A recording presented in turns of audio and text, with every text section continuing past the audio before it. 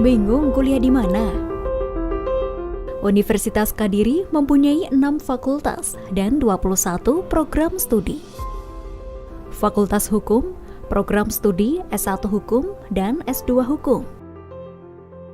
Fakultas Ilmu Sosial dan Ilmu Politik, program studi S1 Administrasi Publik dan S2 Administrasi Publik.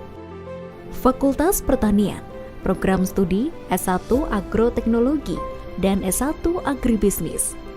Fakultas Ekonomi, program studi S1 Ekonomi Pembangunan, S1 Manajemen, dan S2 Manajemen.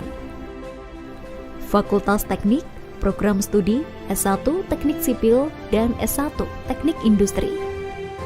Fakultas Ilmu Kesehatan, program studi D3 Kebidanan, D4 Kebidanan, S1 Kebidanan, Pendidikan Profesi Bidan, S1 Keperawatan, Pendidikan Profesi Nurse, S1 Farmasi, D4 Teknik Laboratorium Medis, D3 Teknik Elektromedis, dan Pendidikan Profesi Apoteker.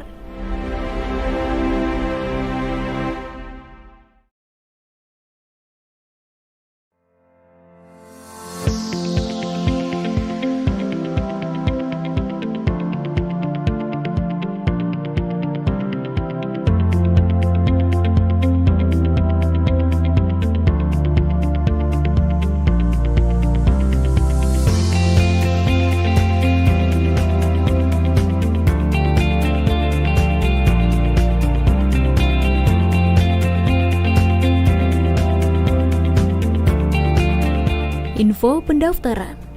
Ketik link http://pendaftaran.undip-kediri.ac.id/. Tata cara pendaftaran. Setelah terbuka halaman awal pendaftaran, lalu pilih daftar atau daftar kesehatan untuk Fakultas Ilmu Kesehatan. Masukkan data diri Anda. Login dengan menggunakan NIK dan password yang Anda masukkan. Halaman dashboard setelah login, lalu bayar biaya pendaftaran menggunakan nomor virtual account yang didapatkan. Jika sudah, akan mendapatkan nomor pendaftaran dan bisa melakukan tes online pada tautan yang ada di dashboard.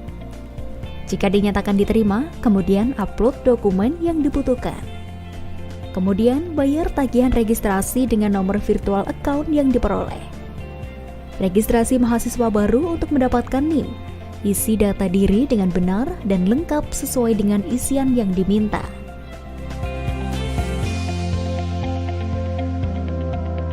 Universitas Kadiri memiliki 4 jalur pendaftaran. Jalur prestasi untuk calon mahasiswa yang lulus pada 2 tahun terakhir atau bebas tes dengan mengunggah prestasi minimal di tingkat regional atau menggunakan nilai rata-rata rapot 8-10. Jalur KIPK. Jalur KIPK merupakan beasiswa untuk calon mahasiswa yang kurang mampu dan memiliki kemampuan akademik dan telah terdaftar di laman kip-kuliah.kemendikbud.go.id. Jalur reguler. Jalur reguler untuk semua calon mahasiswa baru lulusan SMA atau sederajat yang mendaftar di Universitas Kadiri. Dan jalur transfer. Jalur transfer untuk mahasiswa pindahan atau alih jenjang atau lintas jalur di semua angkatan. Universitas Kadiri juga memiliki beragam fasilitas seperti Gedung Olahraga Surya Kediri yang digunakan para mahasiswa untuk kegiatan olahraga. Dalam Gor Surya Universitas Kadiri juga dilengkapi fasilitas olahraga seperti basket, futsal, bulu tangkis, tenis meja, dan fitness center. Musola.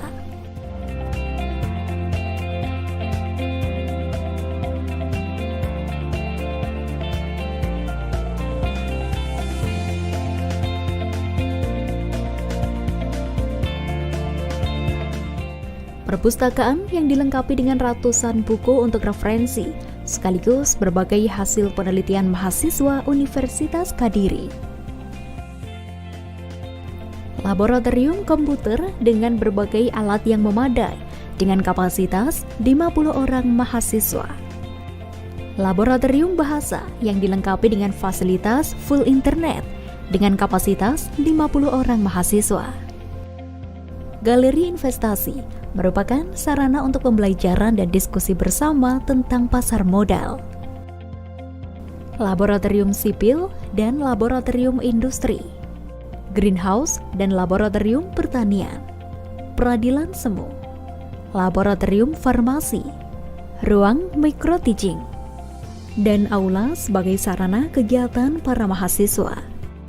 Universitas Kadiri juga memiliki beragam prestasi, antara lain klasterisasi perguruan tinggi urutan 48 pada klaster 4, SIM Katmawa peringkat 102 nasional. Universitas Kadiri juga memiliki beragam unit kegiatan mahasiswa atau UKM yang berprestasi, antara lain UKM Kerohanian Islam, juara 3 Tilawah Quran 2019. UKM Olahraga Futsal, juara 1 Futsal antar mahasiswa se-Jawa Timur. Mahasiswa Berprestasi Nasional, juara 1 Pekan Olahraga Mahasiswa Nasional 2019. Mahasiswa Berprestasi Internasional, juara 1 Tenis Meja Internasional. UKM Seni Menyanyi, juara 2 Nasional. Dan Galeri Investasi memperoleh prestasi juara 1 Banking and Finance Festival.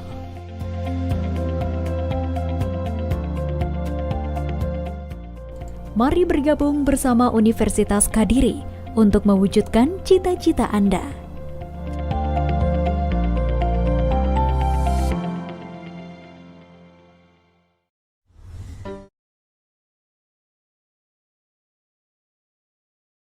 Bismillahirrahmanirrahim. Well, ladies and gentlemen, may I have your attention please? Our seminar is about to begin. Please have a nice seat at your home, office, or wherever your location is right now. Thank you very much for preparing yourself to join our seminar. Assalamualaikum warahmatullahi wabarakatuh. Good morning to all of you. Respectable the Dean of Faculty of Economic, Kadiri University, Dr. Nurlaili, Magister Management, the Honorable all speaker and participant of the seminar. Okay, everyone. My name is Wahyu Dede Gustiawan, SA MBA, moderator of today's seminar. I am very pleased to see you all here and welcome all of you to our seminar held by Faculty of Economic, Kadiri University, Kadiri, Indonesia. The seminar will be discussed about the public good and market failure during COVID-19 pandemic. Ladies and gentlemen, we have 3 honorable speakers coming today. Let's greet them one by one. The first speaker is Mr. Joao Maria dos Reis Caldera Noronha, PhD, from Institute of Business, Timor-Leste. Good morning, Mr. Noronha.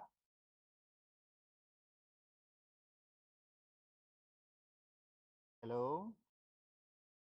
Thank you for joining us today. Second speaker is Mr. Om Hufanandana, DBA, from Thai Global Business Administration Technology College, Thailand. Good morning, Mr. Om. Thank you for joining us today. Good morning. Good morning. Okay. Yes. Nice to meet you. Nice to meet you too.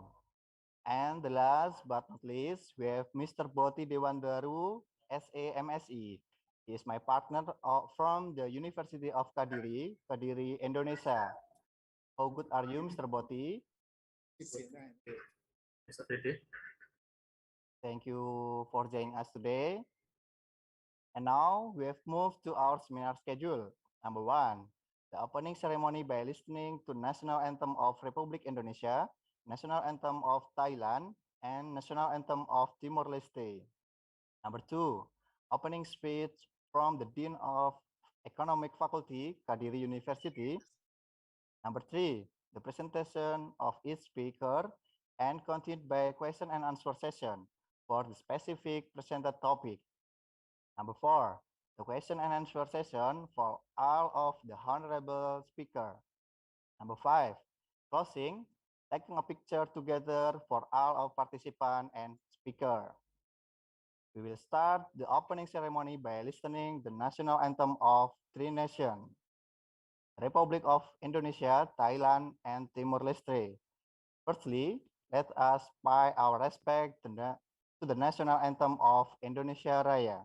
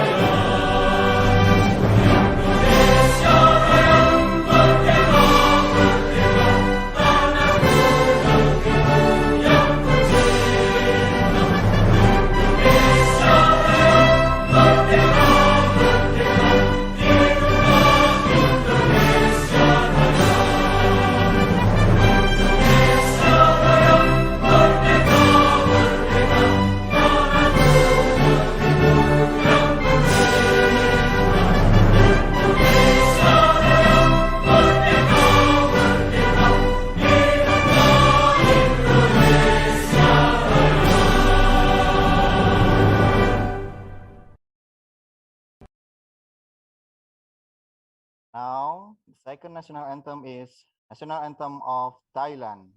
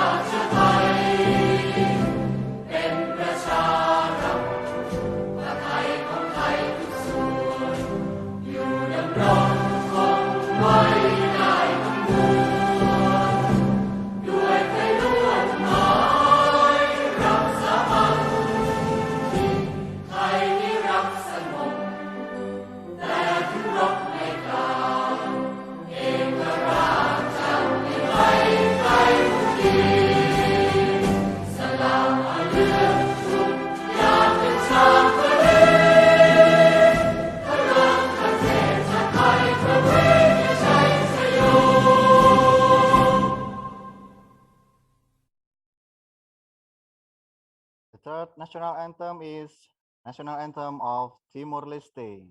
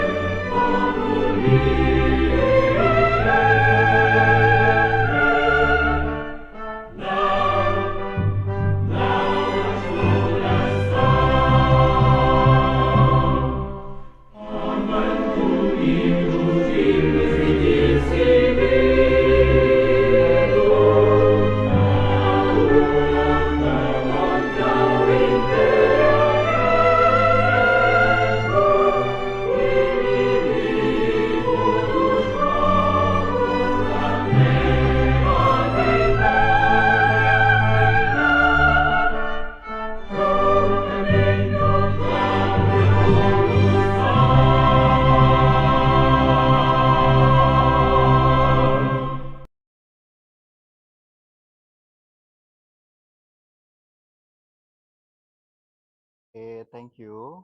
Our second program is the opening speech from the Dean of Economic Faculty, Kadiri University. I invite Dr. Nurlaili for the opening speech. Dr. Nurlaili, you can start the speech, please. Thank you. Assalamualaikum warahmatullahi wabarakatuh. Good morning, ladies and gentlemen. It is my great pleasure to welcome you to the international webinar that is held annually the Economic Faculty of Kadiri University. As the Dean of Economic Faculty, I also would like to say thank you for all of the committee and give all of the best to organize this inspiring event due to COVID-19 pandemic. In this occasion, I would like to say my great honor to our talent speaker today, Dr. João Maria dos Reis Caldeira Noronha, PhD from Institute of Business Timor-Leste.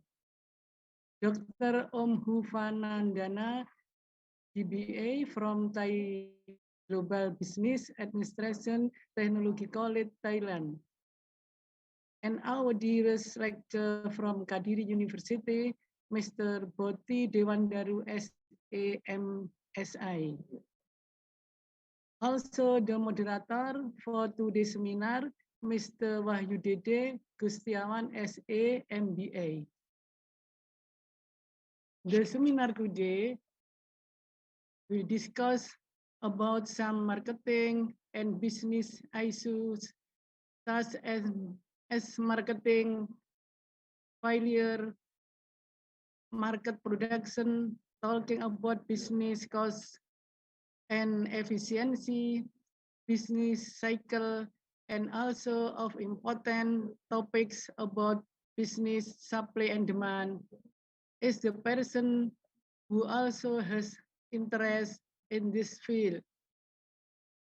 I hope me and all of the participants the call get some beneficial insight and knowledge. I think that's all from me, and please enjoy this seminar. Wassalamualaikum warahmatullahi wabarakatuh. Waalaikumsalam warahmatullahi warahmatullahi. wabarakatuh. Thank you very much, Dr. Nurlaili. Thank you. Now, we will move to our main program, presentation of each speaker. Before the presentation begins, let's know the regulation, how the presentation will be gone. During this seminar, we will turn off all the participant microphone. Participants are invited to ask questions for each speaker with raise hand first, or you can write in the chat feature both on Zoom application and YouTube live streaming. Each speaker has around 20 minutes for delivering this presentation material. Then we move to question and answer session or discussion with participants, around 10 minutes. Our team will be select up to 3 questions from the participant for each speaker. And I will read the question for the speaker after the speaker presents the material. At the end of the presentation session by last speaker, we are reopen the Q&A session. The number of questions depend on the time left. And the question will be addressed to our speaker. Okay, now, firstly, before Mr. Noronha present his material, I will tell about Mr. Noronha's profile. Operator will be show your profile from Mr. Noronha. His full name is João Maria dos Reis Caldeira Noronha, PhD. Mr. Noronha areas of interest or working field include education, community development, planning and development, post analysis and strategic planning, project planning and management, progress monitoring and program evaluating, decentralization and local governance, gender, socioculture and language, and research. His professional experience are in June 2018 until December 2020 at Engagement Advisor and People Lead, Qna International, USAID, Tourism for Our Project. In June 2016 until October 2017, in National Elevator, National Agency for Academic Assessment and Accreditation, evaluated study program of the undergraduate and postgraduate program of higher educational institution in Timor-Leste.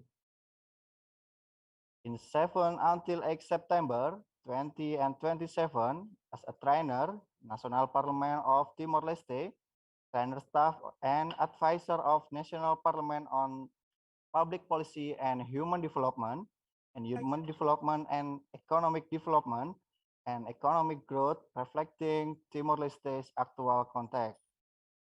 He also received several awards such as Certificate of Recognition, National Agency for Academic Assessment and Accreditation in 2016, Certificate of Recognition, Australia Award in 2015, Certificate of Recognition, USAID in 2008, Certificate of Recognition in DAI in 2008, the Elie Wiesel Foundation at United Nations. His formal education are in July 2010 until 2015 in Victoria University, in 2006 until 2008 in University of New England, Armidale, NSW, Australia, in 1988 until 1992 at Hasanuddin University. Wow, this was great short profile. I'd like to give the time to our first speaker, Mr. Noroha, to present his material for about 20 minutes. Mr. Noroha, please, the floor is yours.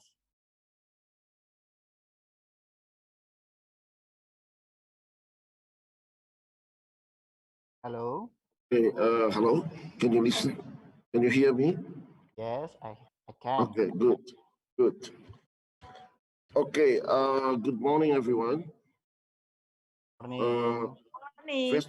First of all, I would like to thank the organizing committee from Kadiri University for organizing this event, and particularly to include me as one of the speakers for today's webinar. And again, also thanks to my colleague, Dr. Augusto, who has already introduced me to the organizing committee. Well, 20 minutes, I'm gonna try my best to see how I can deliver my materials in time. Well, it is an interesting topic, COVID-19 pandemic, how it is related to public goods and market failure. My presentation will be divided into several parts of discussion. The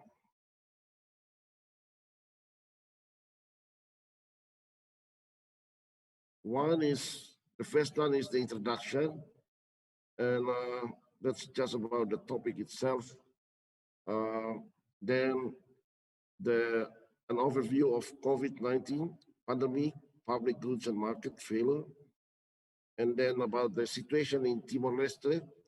Of course, it's about the outbreak of COVID-19 in Timor-Leste and its consequence, and particularly on in health and socioeconomic. And then the government intervention, and the last is just my conclusion and recommendations of, yeah. Okay, it's an interesting topic, and as we all know that it's very relevant to the situation that we all have just been through together. Thailand, Indonesia, Timor-Leste were also hit by the COVID-19 pandemic and suffer various losses. However, it's interesting to examine this examine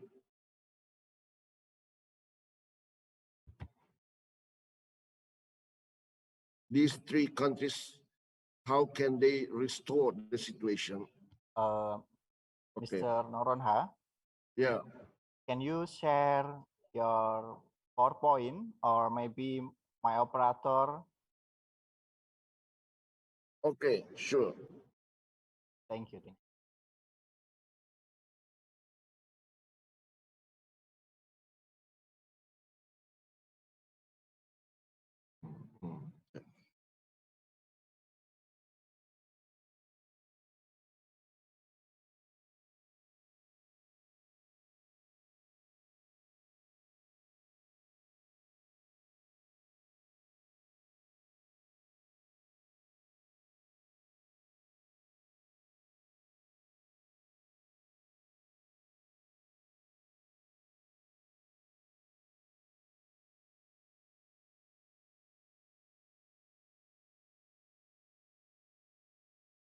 Okay. Okay, so I think now I just want to start a little bit, just the, yeah, it's just an overview of the COVID-19 pandemic. As we all know that it's a virus that for the first time it was detected in Wuhan, China.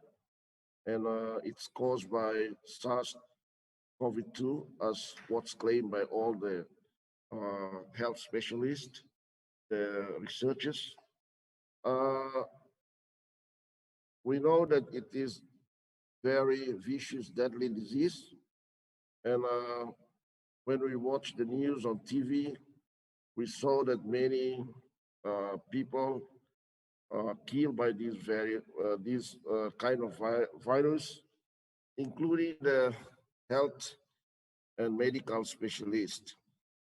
So it's really an invisible enemy, yeah, and it's very dangerous that can threat to the life of human being in different sectors of life, particularly health and socioeconomy. And many people became very panicked, of course, after watching the news with what happened in other countries, how people being killed by this virus, and how economy in many countries damaged just because of this pandemic. So, of course, these people, they urge to the government, respective government, to take certain measures to protect the country and the people.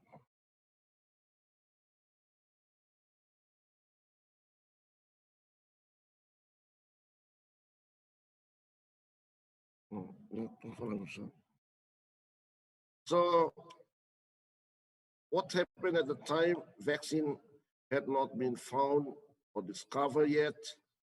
And it was polemic regarding the actions that should be taken by the government. Because one side, it was from the health perspective, the measures should be taken to protect the citizens. But what happened that it could be damaged on the other side to the economy. We can see how it happens, but it is the same as in a proverb in Bahasa Indonesia. That's like makan buah si malakama. Yeah, if you eat, your dad die. If you don't eat, then your mom die. But however, finally, now we can see the situation in Timor-Leste is gradually getting back to new normal. And I believe that that's also happened in Indonesia and in Thailand. Do you know, or do we know how is the status of COVID-19 pandemic at the moment. And these figures, yeah, I just got it from the WHO.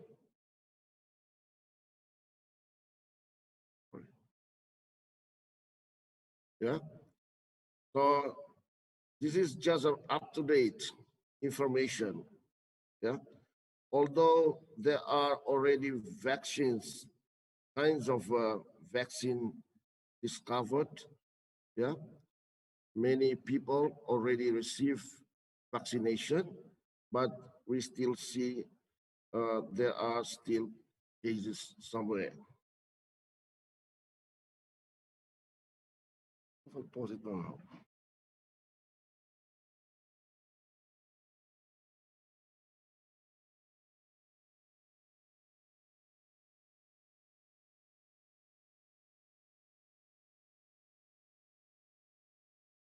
Okay, and this is just the situation in Timor-Leste at the moment, and this one is based to WHO. So in Timor-Leste, the breakout of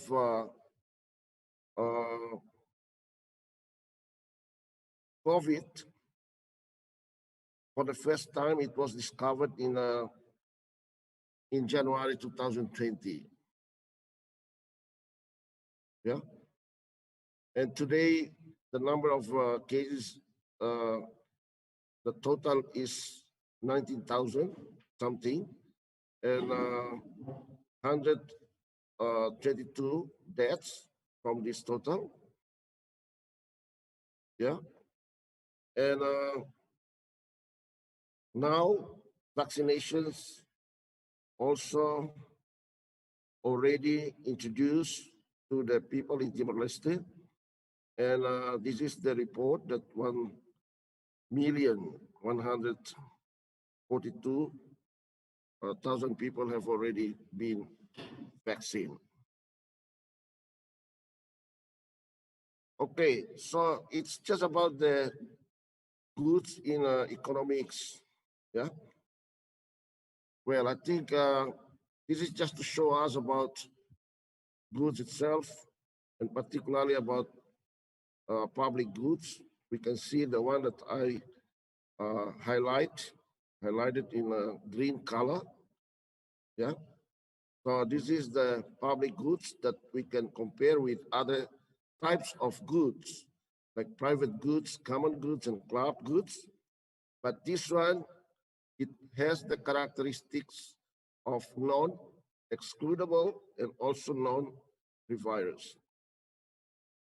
And this one is mainly provided by the government, and such as infrastructure. In here, we can see roads and also facilities of electricity, water, and also services like education, transportation, and also the security. So more or less, this is about public goods that at the end, it may cause externality, yeah, which is dangers that can also contribute to what's called a failure, market failure, as one of the others. And this one, we see just the same as what we already see in the box.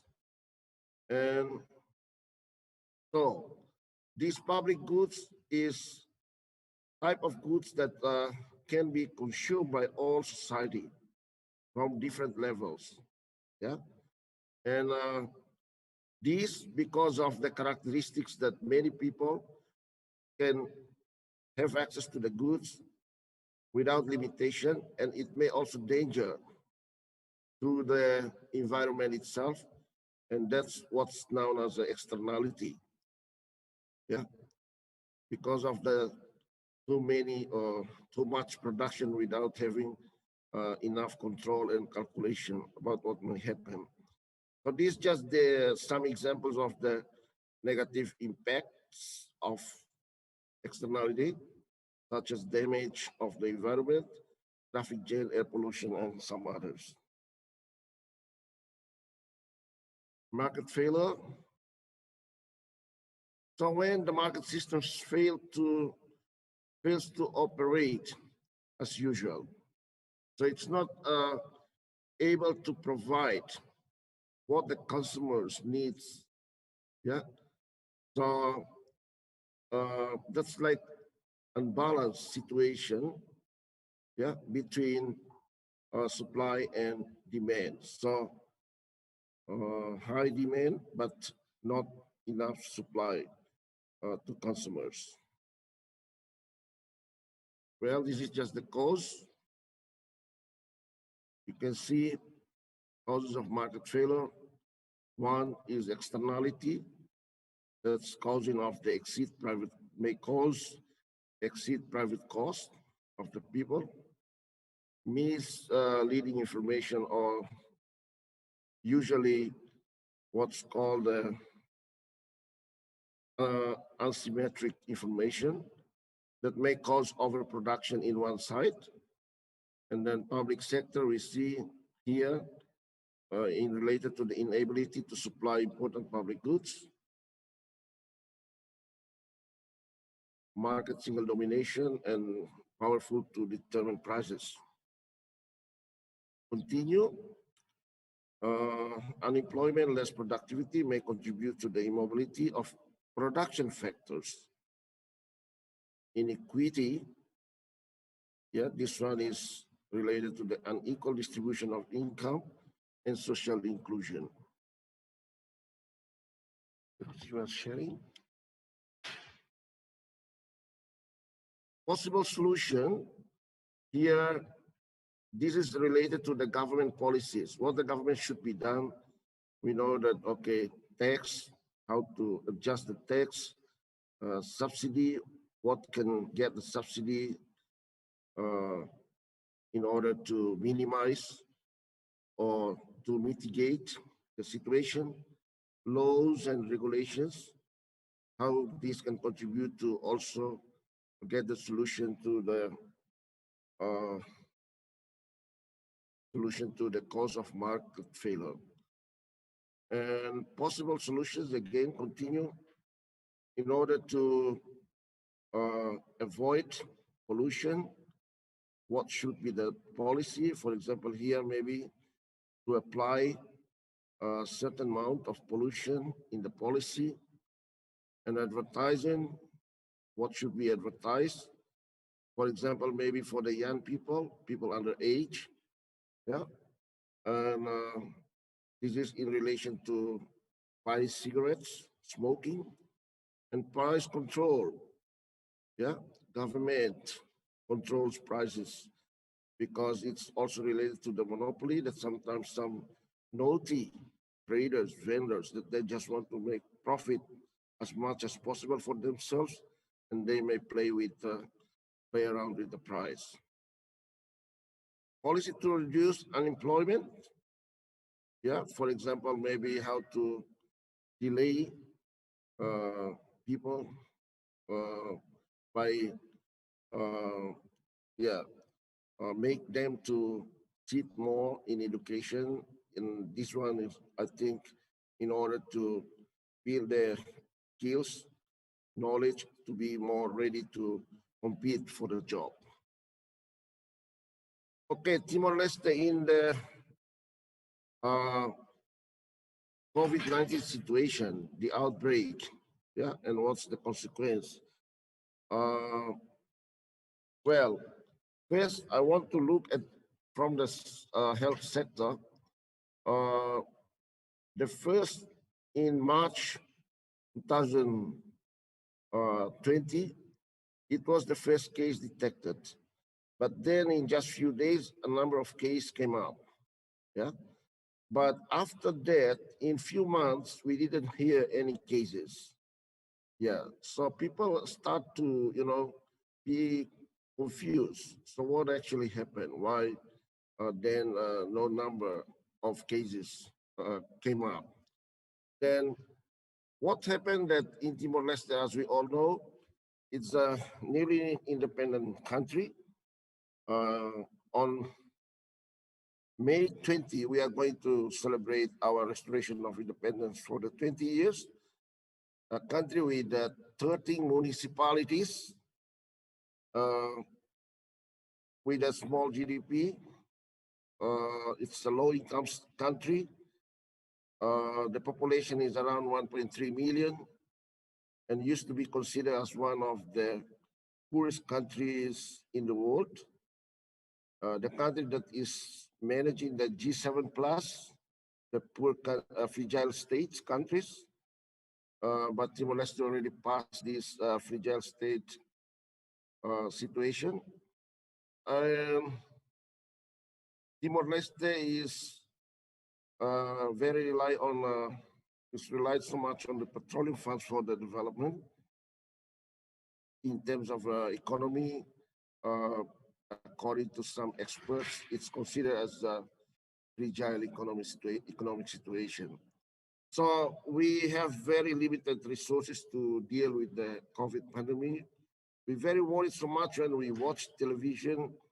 We saw what's happening in our neighboring country, Indonesia, because we consider that we have very limited health specialists, doctors, and also hospitals, facilities, equipment.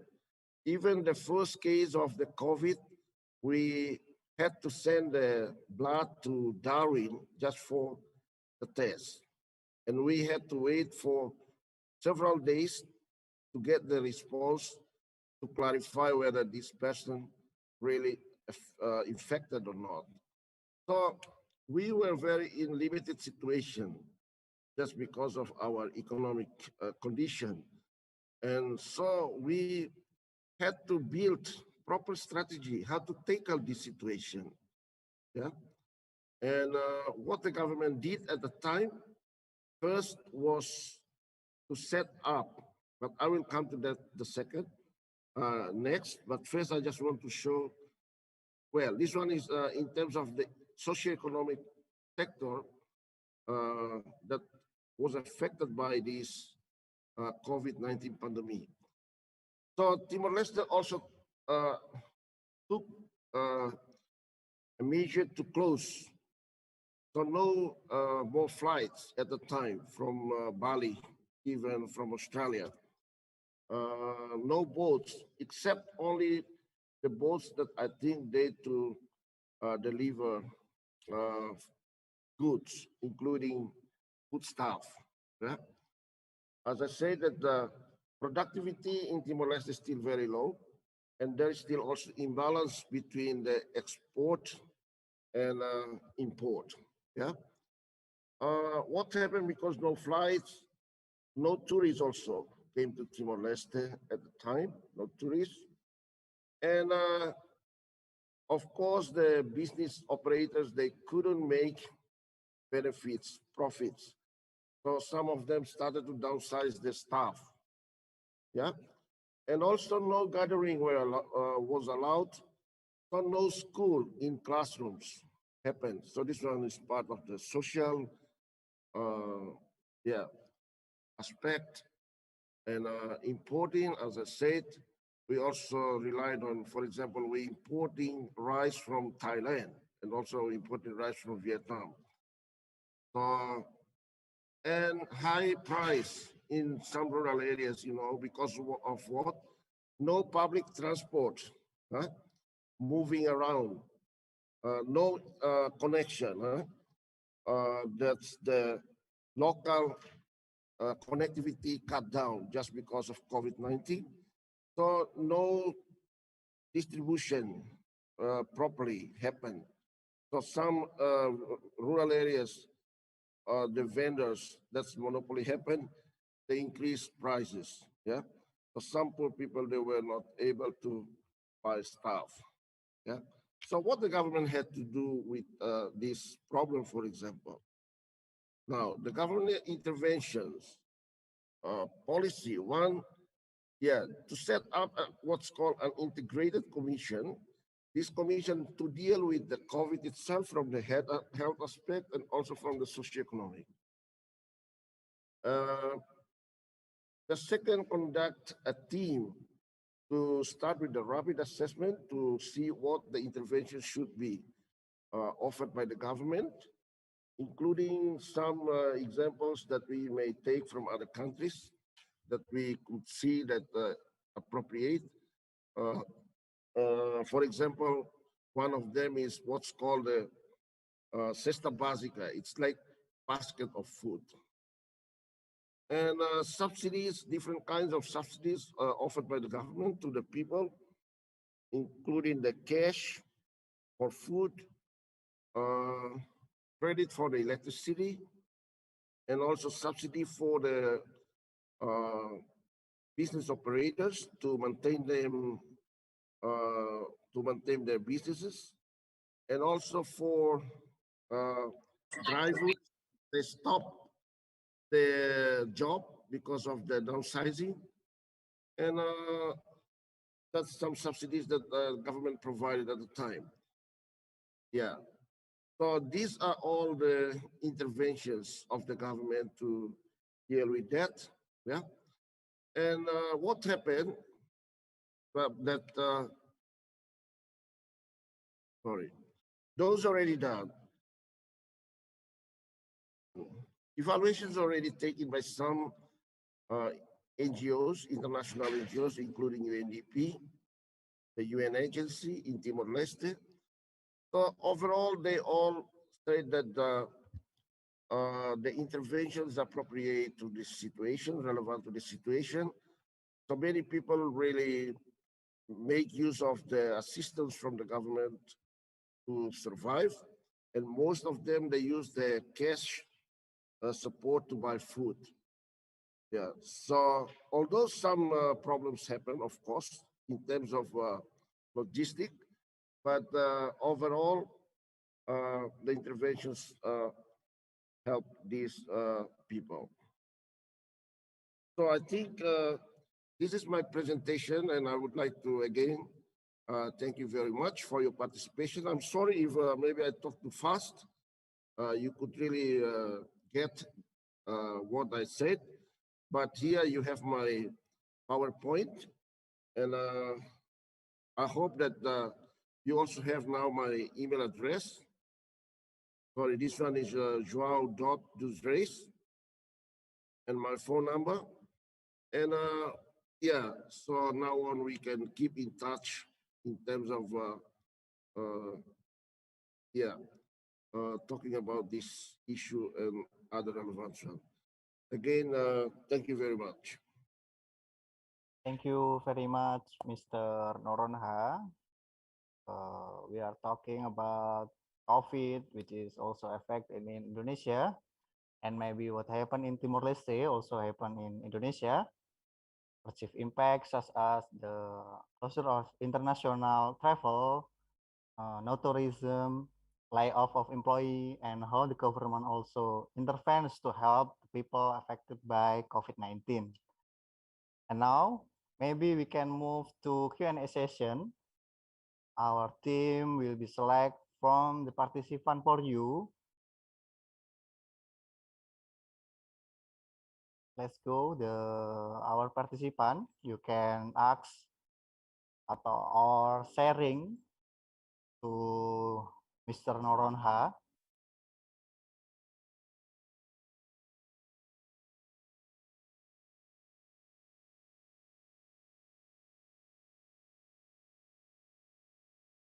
Hello, our Hello. participant. Hello, any questions?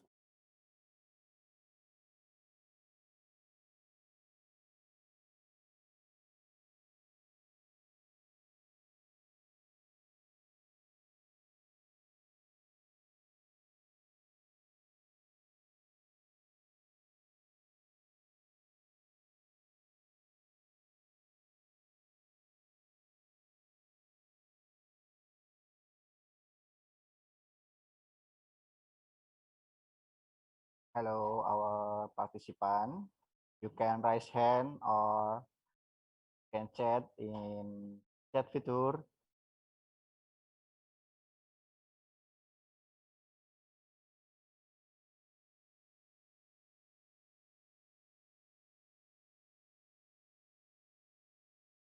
Mr. Noronha, you can speak Indonesia? Yes, of course. Banyak atau sedikit-sedikit? Banyak. Banyak. Kalau ada yang punya pertanyaan, silakan. Ya, monggo dipersilakan. Ya, maaf kalau mungkin tadi saya menyampaikannya apa terlalu cepat atau bagaimana ya. Oh, I think. Tapi ada PowerPoint-nya, nggak apa-apa. Okay. I think not too fast. Oke.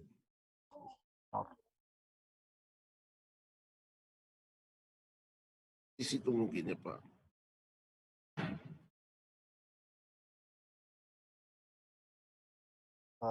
Maybe I want to ask you. Silakan, please.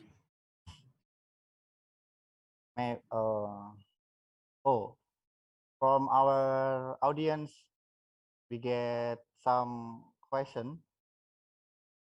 Maybe I will tell to you, or I will read. From Osama, Mr. Noronha, what kind of risks may apply to or affect economic after COVID?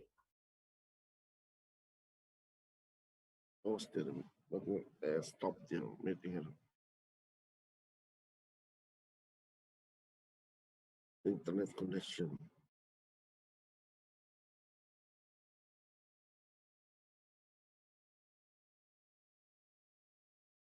Hello? Hello, you can hear me? Yes. A question from Osama. What kind of risks may apply or affect economic after COVID? Well, I think our focus of discussion is more on the situation of COVID-19 pandemic. But no problem that we can try, because honestly, I don't want to like prediction about something that we are not sure. We are talking academically, that's about everything that should be based on research, based on enough information, right? So this can be say as prediction, because prediction may happen, may not happen.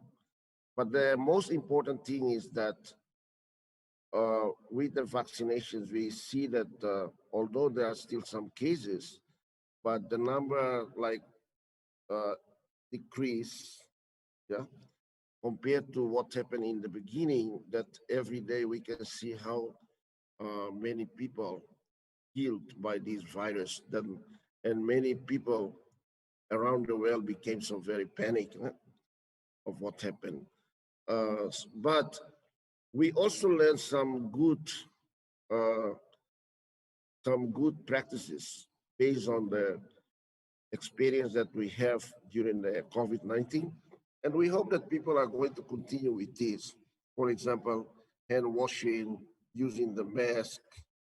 These are the things that can help us in future to protect what kind of viruses that may happen in future that we cannot predict. But at least by doing this can help us to minimize or to anticipate some of the problems that may be more dangerous in future than COVID. And this is what we are not sure yet. Am I answer to your questions? But to be honest,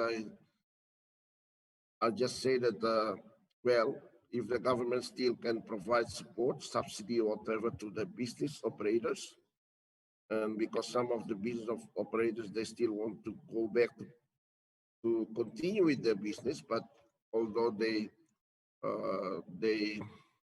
lost profits a lot during the 19 pandemic. So as we get back to the normal situation, I believe that everything will go back to normal, and that's what's called the market,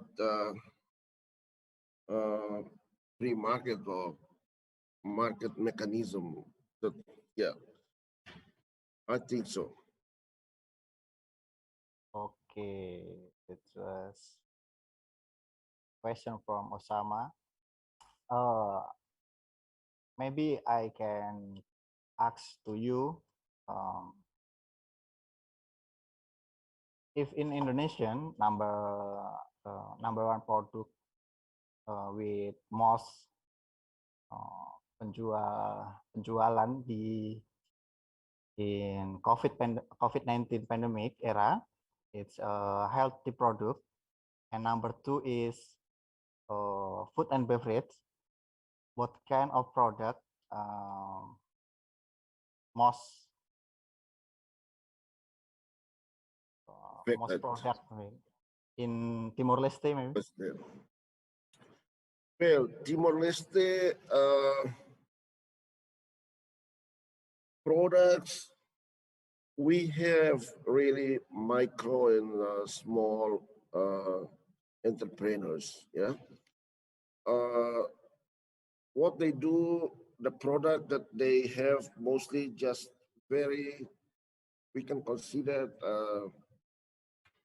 small product, such as keripik, the ties making, you know, the ties making is like the traditional woven clothes that they can transform into bags or sandals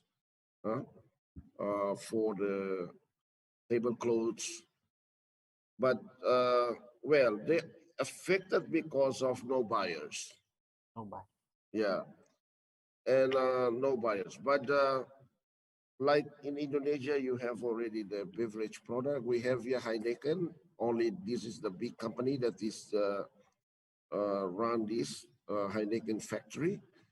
But also, I think this Heineken company faced some problems as well because of the competition in the market. There are also some beers from other countries, including Indonesia, and people preference to the other beers, and this is also a threat to this company, I think. Yeah. Okay, thank you, Mr. Noronha. Maybe we can move to our Thailand, maybe they second have something speaker. to ask. Maybe we can continue to the second speaker. Okay. Maybe in the last session, we can ask again our audience. Yeah. Thank you very much, Mr. Noronha. Again, thank you very much for giving me this opportunity. Thank you. Maybe I can move on the second speaker. I would like to give time to our second speaker, Mr. Om Hufanandana, DBA, to present his material for about 20 minutes. But before that, allow me to introduce a short profile of our speaker. The operator can show to us Mr. Om's profile. His full name is Om Hufanandana, DBA. Om's professional experience has been teaching economic and management subject for a few MBA programs, such as Thammasat University, Chulalongkorn University, NIDA, Burapa University, Rajapat Rumbaipne, DePaul University, USA, East China University of Science and Technology, China, and Berforshire University, Yangon Campus, Myanmar. In addition, he served as a board member of Webster University, Thailand, and responsible for public relations. Now he is appointed an adjunct professor at Universal Business School, Sydney. He also board of member of Academic Council, Rajapat University, Mumbai, Pune.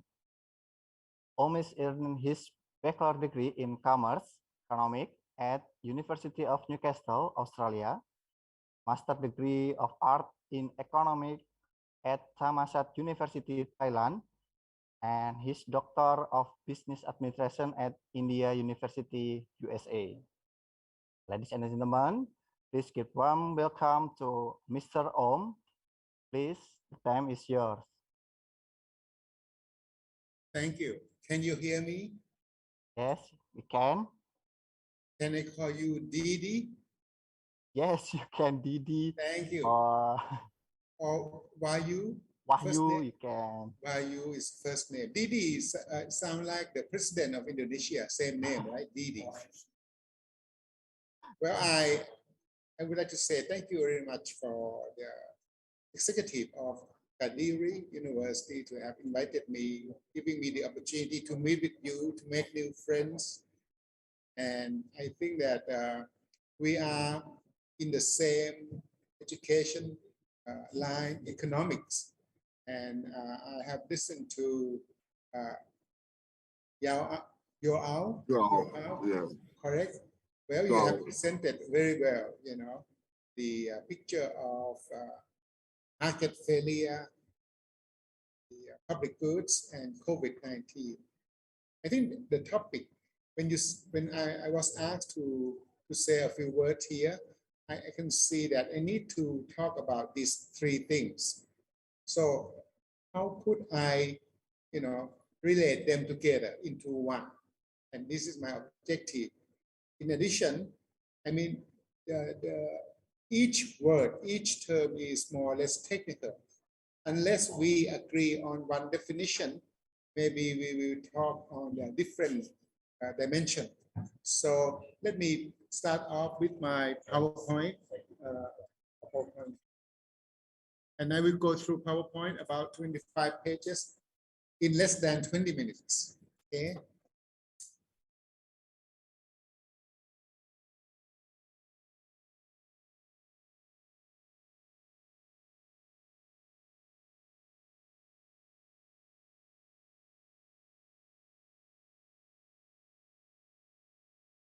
Thank you. Okay. First of all, I am the adjunct professor now. Adjunct means assistant, I think, of the Universal Business School, Sydney, and which is a private college. And they have two campuses, one in Melbourne and one in Sydney. I'm looking after their MBA online in Thailand. And hopefully, if you are interested to work with UBSS on the online program, both in the MBA and bachelor degree, you are welcome. I could lead you to this school. And click my hand here. Okay. My objective is to find a link between market failure and the public goods. Now, first of all, what is market failure? What causes the market failure? And it's a famous case of the OPEC. I think Joao had covered this very well. So briefly, I would like to start off with the picture of COVID. What happened to us from COVID? There is plus and minus. The plus is to bring us together online. Without COVID, maybe we will not meet. So that would be a plus side. People start to look after themselves, take care of themselves better than without COVID. And also COVID, when you look at the behavior of the people, it actually, for example, the New Year party, COVID did not kill the New Year party. It just made them smaller because of the social distance. And the company may have to pick, the people to come to the party, not a big party like before. Now, what is the market failure? From the economic perspective, it is the phenomenon that the market failed to function so as to meet the objective of a resource allocation to maximize to a maximum benefit of the consumer as measured by a consumer surplus. I think this you also gave the same definition. Now, what causes the market failure? Normally and mainly it is caused by the degree of market power possessed by the producer. The producer can exercise control over their production And this will lead to a limited supply and therefore a higher price.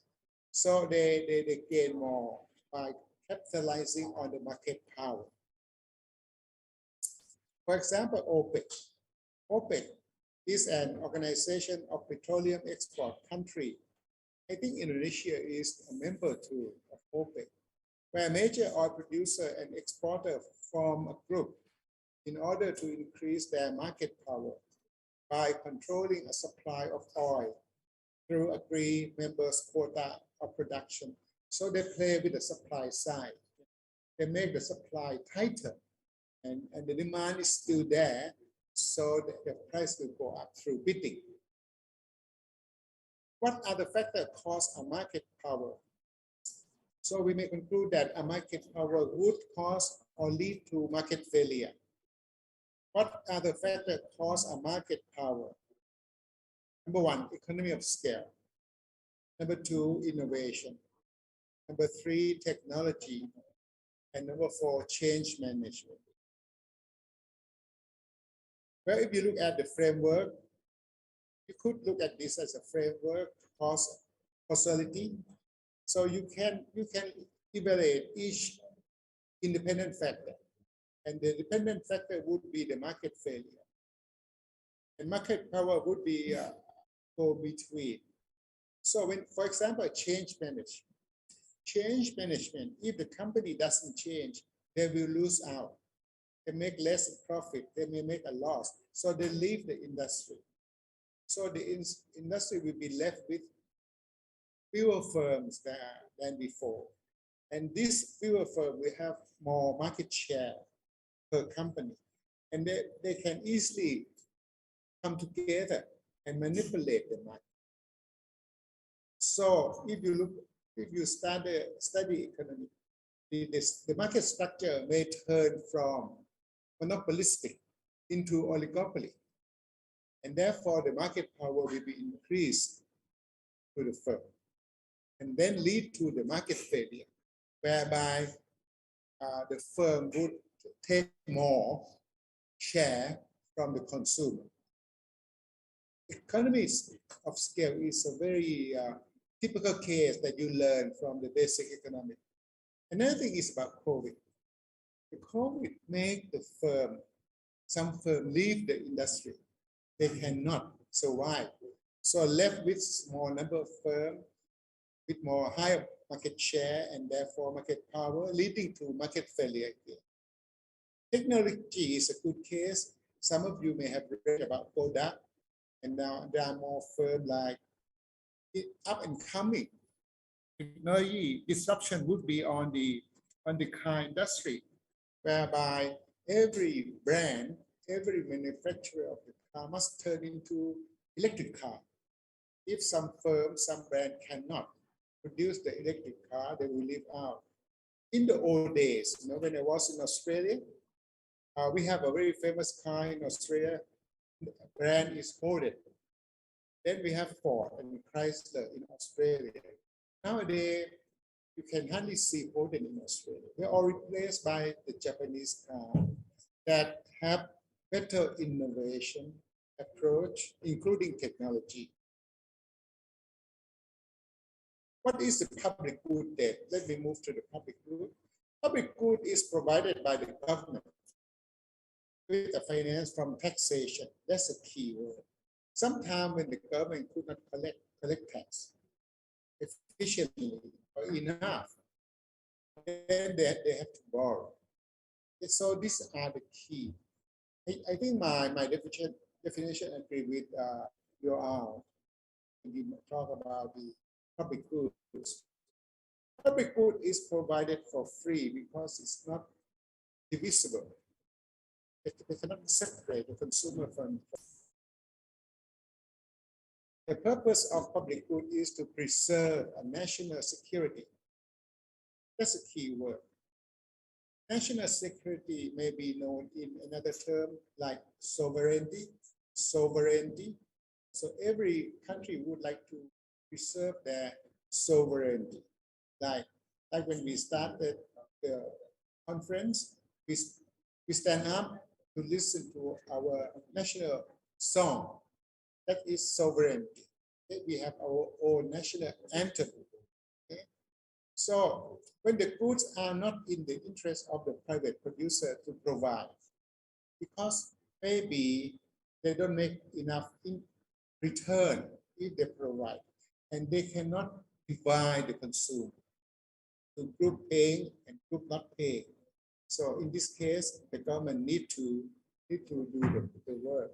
The example include the national defense, basic health care, and education for all. So these are the same as your example. Investment in vaccination has proven a net benefit to the nation well-being. We have I think it is a big return if the government invests in the vaccination. You know, in Thailand, it's a very special case. We rely so far for the past 10 years.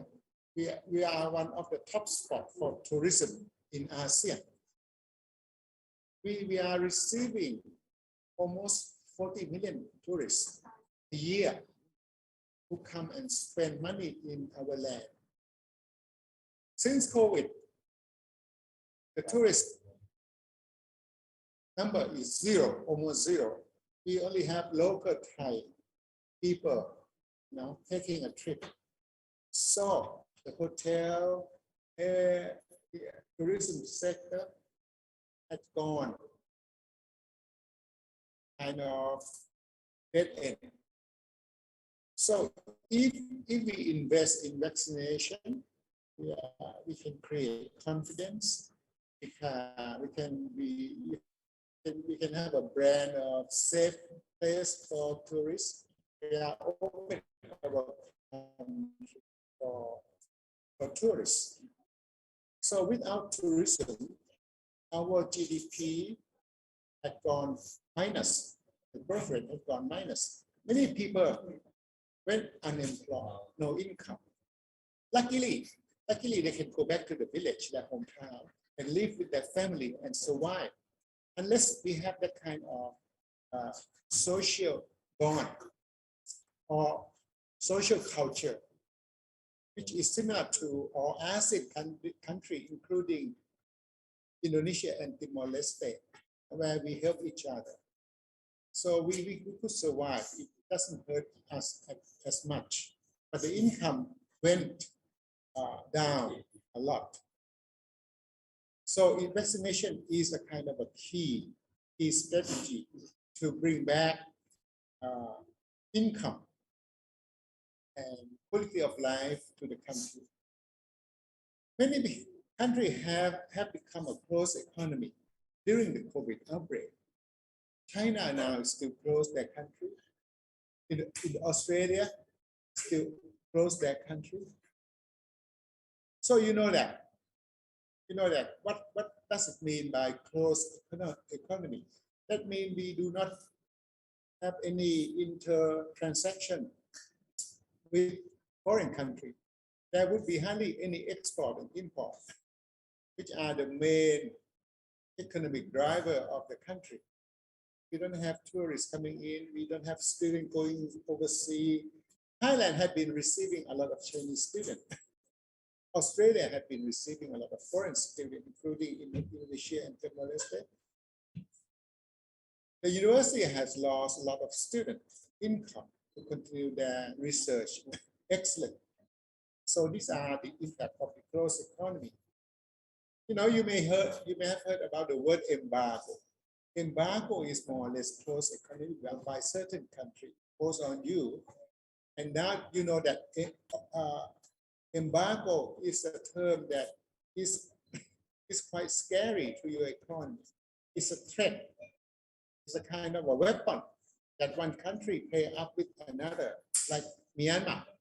Myanmar had been receiving a lot of embargo from a few big foreign countries. Therefore, the closed economy has a very big impact, especially when you are used to a lifestyle of open economy. When you can go anywhere in the world, now you cannot. You have to be confined within your own country. The close down has resulted in a loss in the nation GDP, increase in general price level, and lost job. Now, when you look at the data, selected data of the ASEAN country, and you can see the source that I got from my student, Nasuda, who is doing a MBA online with USS. And she wrote a report on the comparison of the 4 ASEAN countries impacted by COVID. And then we look at the 3 years period, 19, 20, and 21, when the COVID started in 19, it came at the end of the year. When you look at the Indonesian data, the GDP growth rate, the blue one is quite high, 3%. And then in 1920, it's minus 2%. It's a big drop from +5, I think, in 2019 to -2. That means it's a big drop of 7% of GDP. But luckily now, this year, it will move up back to the plus side. And maybe because they were down -2, and then now they gain 5 points to make +3. Now, when you look at Singapore, it's a big drop in GDP growth rate, including Thailand. It's about -5 and -6%. Why? For Singapore, they rely a lot, their economy in GDP rely a lot on the trading share, service share. They don't have any agricultural sector in the GDP. They have some manufacturing, mostly in terms of service, like banking, finance, telecom, IT, or service. So with the disruption, with COVID disruption, no supply chain, no production, they had a big drop. Okay? But now they gain a lot. They gain about 11 percentage point this year, because now most countries are open for trade, open their economy. Thailand, as I mentioned to you, had been hurt by tourism. So this is alone caused Thailand big drop in GDP growth rate. But hopefully we will end up plus only less than 1%. We still suffer from tourism. So we need to look at export. At the moment, Thailand export better and more in agricultural products, compared to last year. There is a more than 10% increase in the agricultural export. And we are very happy about that, because I think agriculture is the important sector now, where people need to eat. And then we could supply good product, quality product, then we will do well. So the shift, because of COVID, should let the government invest in agriculture. And that would reduce the gap of the poverty between the farmers and the business people. Now, when you look at Vietnam is a growing economy. And then they have a good diversification. They are opening up their country to foreign investment, and they have a big domestic consumption, and then they could export too. Because a lot of countries still look at Vietnam as the country that they need to do something, to remedy the past, like the US, Now, Vietnam can see they don't suffer from COVID at all through their growth rate. I think they're going to keep on doing well. Now, when we look at the chart on inflation quickly, you can notice that there are only 2 countries with the deflation, minus inflation, which is Singapore and Thailand. This is because in Thailand, people don't have income to spend. So they say it's not that their savings go up, but they have no money to spend. They go back home. So certain good price are down, but some, especially the food product, has been increasing. because people eat more certain non-meat product, and the price would go up. And also because of the drought and the flood that destroy our product. Vietnam looks good. 2 or 3% inflation is a good rate. Now, when you come finally to the unemployment rate, you can see that Indonesia unemployment is quite high, and that is scary. I don't know why, because your GDP is not much affected, but unemployment is high. Maybe you can do some research why during COVID GDP is not, it's not too bad. When we go back to GDP, Indonesia GDP is coming up, but unemployment is quite high. And in Singapore, reduction, in Thailand, a little bit up, and all about, actually the data for Indonesia is of concern, 6%. You may check on this. For the Thailand, about 2% is okay. As long as it is less than 4%, we accept the unemployment rate of 4%. Anything beyond 4% is of concern for the government to do something. Now, let me capitalize on the aggregate demand and supply, and that you may learn. You may use this graph to present your verbal presentation. Initially, during a year of COVID 2019, we have the equilibrium of the aggregate demand and short-run aggregate supply, a little bit less than the full employment rate. No country ever reached the full employment GDP, real GDP level, because if you reach that, it could be you will be entering into danger because inflation will result. Okay? Now, during the COVID in the year 20, the supply shift because of the supply chain disruption, close down of the country, and there's no demand.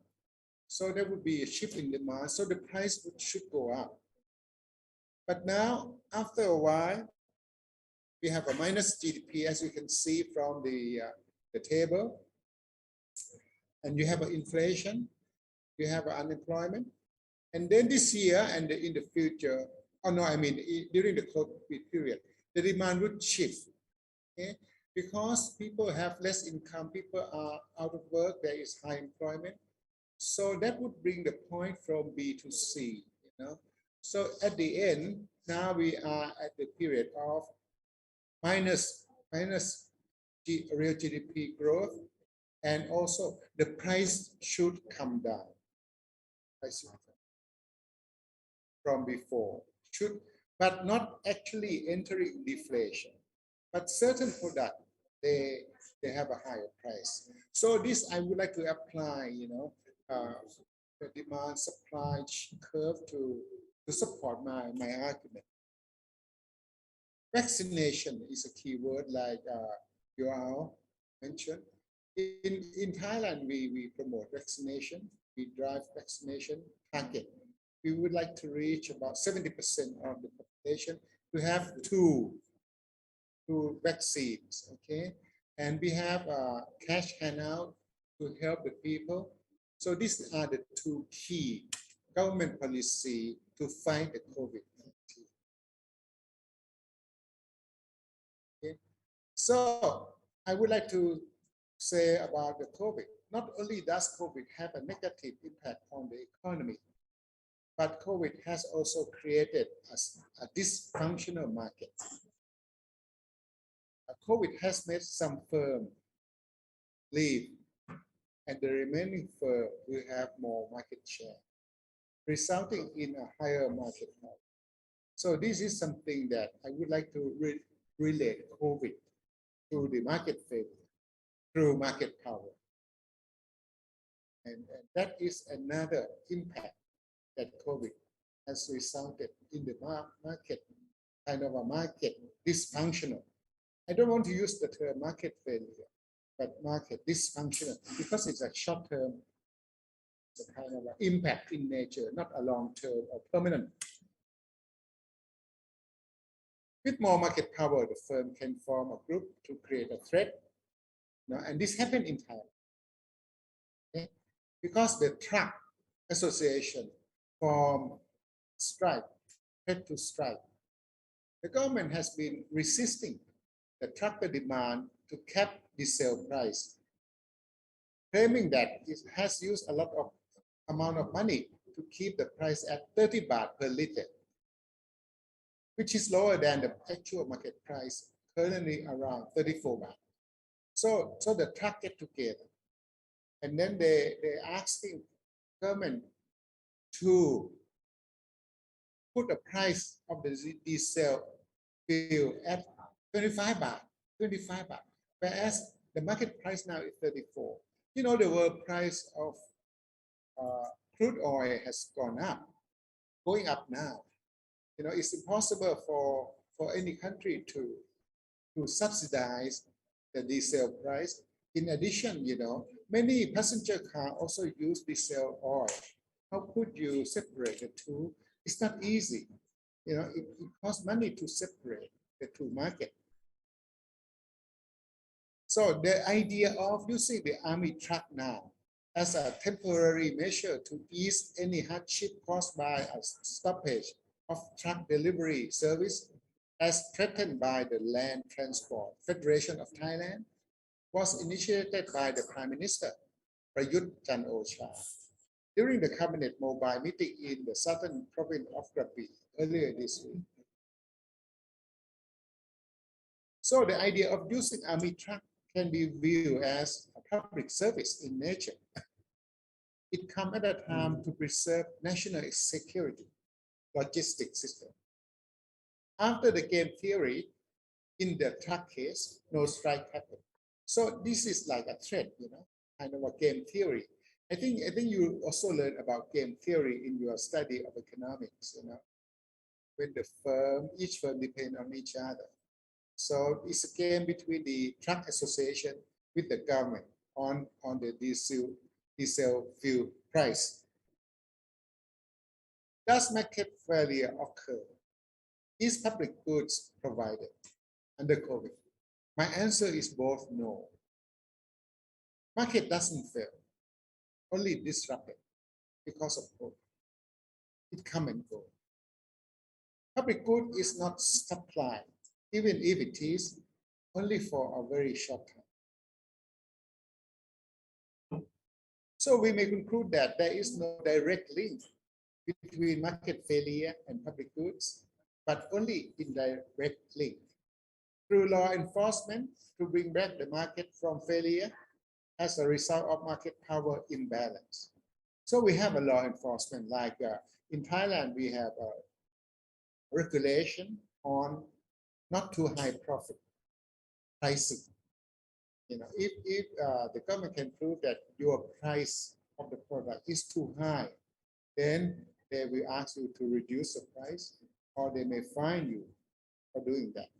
The government would like to break up, you know, the coalition if they can find one, but we are not really strong in this area as in the United States or in the Western country about antitrust or anti-monopoly cases. So I would like to say that COVID may tip the balance of the market power and lead to market failure, but only for the short run, as players in the market will adjust to the new normal. Now, like for example, the truck case. The truck case, if they really take a strike, maybe they cannot get all the trucks company in Thailand to join them. Maybe 40% join the strike, the 60% not join, and the 60% of that company will benefit from the whole market, you see. So this is another threat among themselves, like in OPEC. They cannot really make it the monopoly power of the OPEC member long term. So again, let me go back to the statement that where I start off. COVID didn't kill the holiday party. It just made them small. So I would like you to apply this to the market. Maybe COVID didn't kill the market. Market didn't fail, but the market is small. The corporate market, although it feels like they want to, are not throwing large holiday party this year. Andrea Correa, founder of New York-based Caterer Elegant Affair, said in an email, "We are catering to a smaller yet special in-office events." This is actually for Thailand tourism. You know, today we are more selective to the tourists. We go for high end. We are, I don't think we will care for the $0 tour group. You know, we look at the people who have the vaccine, who have been vaccinated, who can come and stay for long term, you know. So the number of tourism will be small, but maybe the money they spend will not be much different as before. Okay, like in this case in the holiday party. Like many things amid the pandemic, the office holiday party is likely to remain, but its new shape could last too. So let me go to my summary.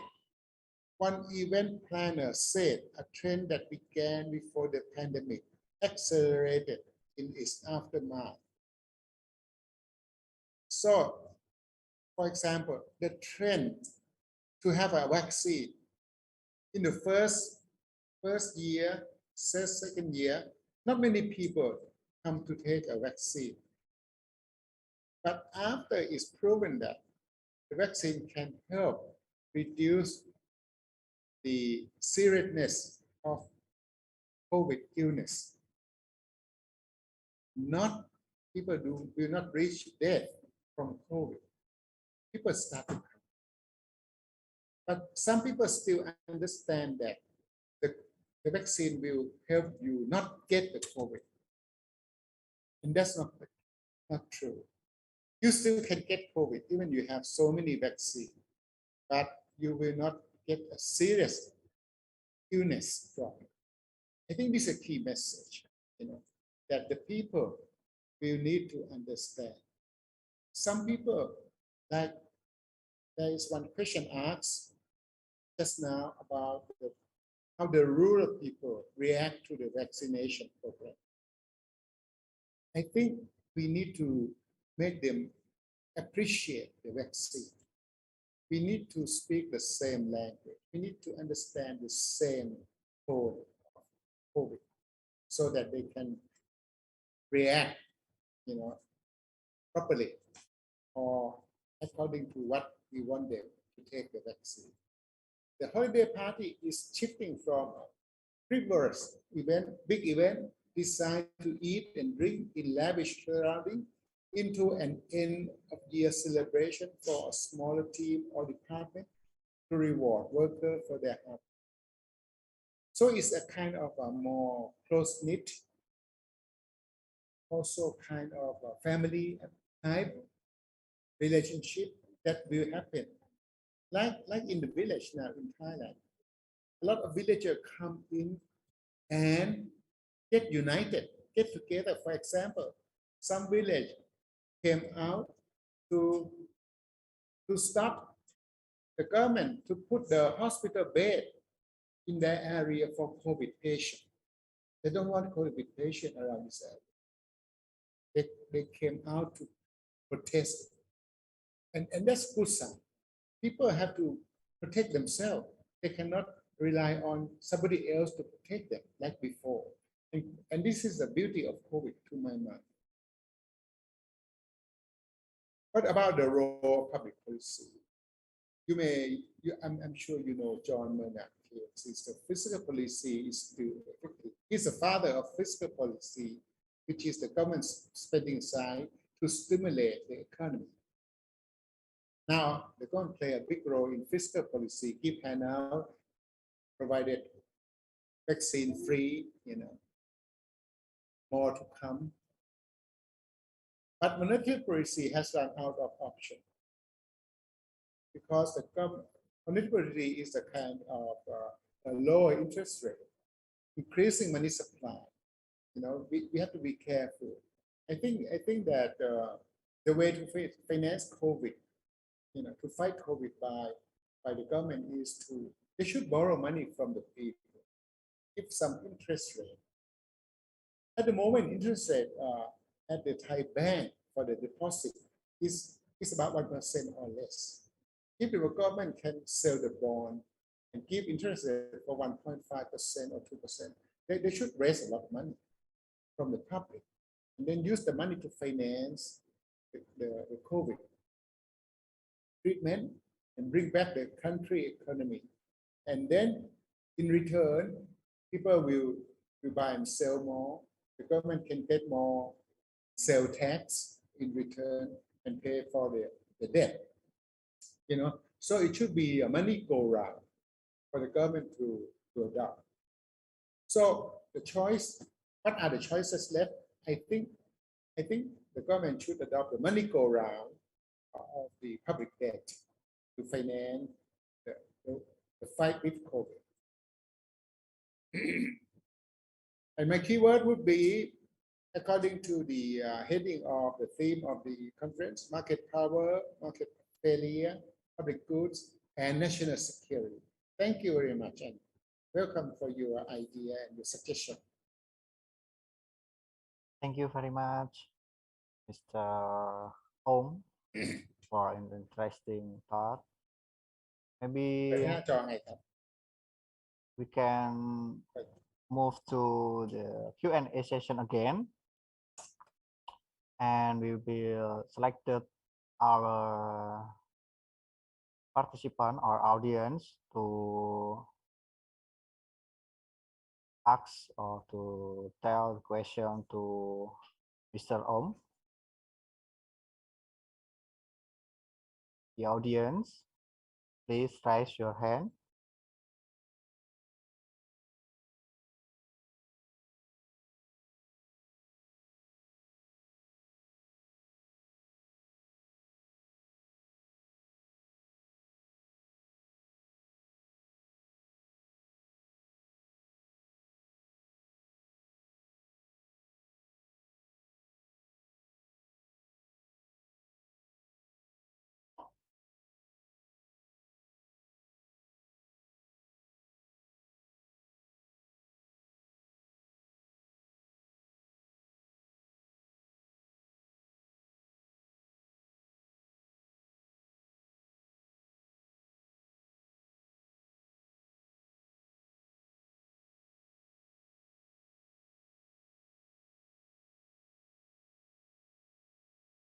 Oh, we have one question from Ali Jainal.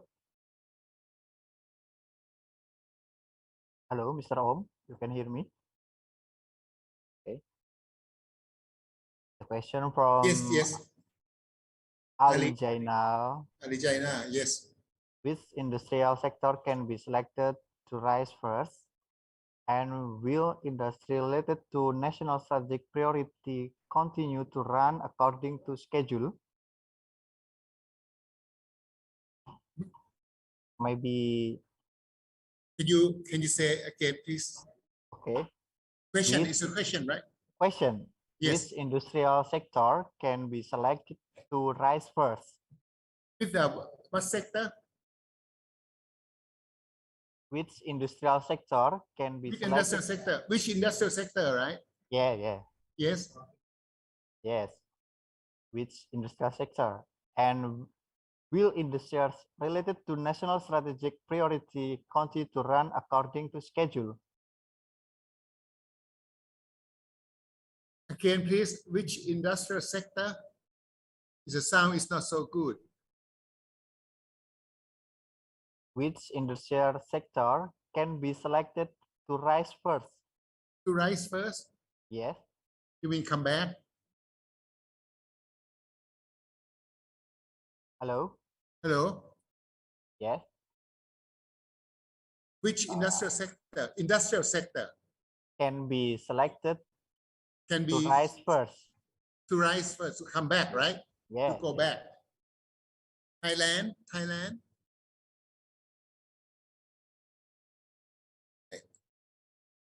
I think, okay, I think that we are very concerned and care for tourism sector.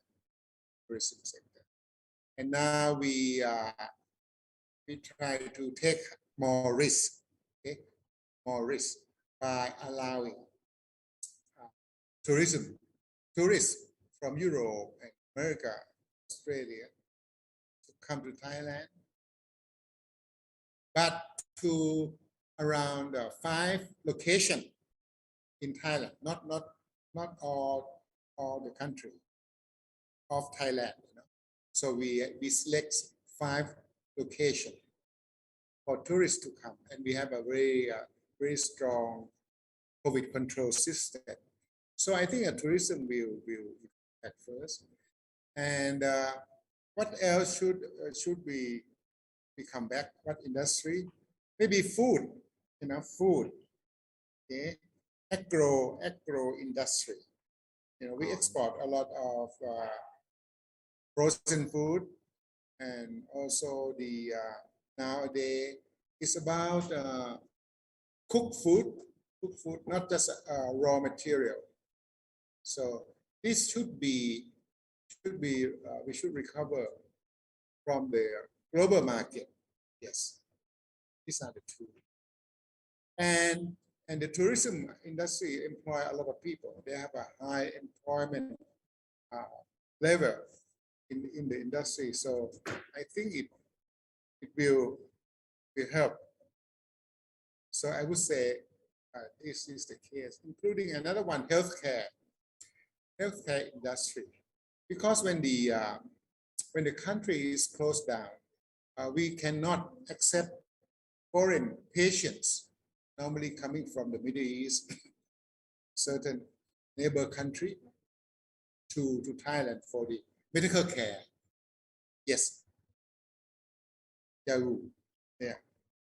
Okay, thank you. Maybe the industry will be related to national strategic priority. And a question from Mr. Heru. Maybe I can read. The role and governance policies to overcome the economic during this pandemic are still facing various challenges, both in terms of relegation and implementation in the field. However, with every policy carried out, whether it is a fiscal stimulus and until now, we are familiar with National Economic Recovery Program. It is expected to create the real realization in providing public goods that are useful for the benefit of the community, especially for MSE. But how about the policy to super mall which get work without skill in entrepreneur? How last one. How about the policy to super mall which get worker without skill in entrepreneur? Super mall, you mean? Yes, super mall. Yes, because we know the impact of this pandemic, many work has terminated. Many worker. How about the worker? Many worker had terminated by super mall and they didn't have any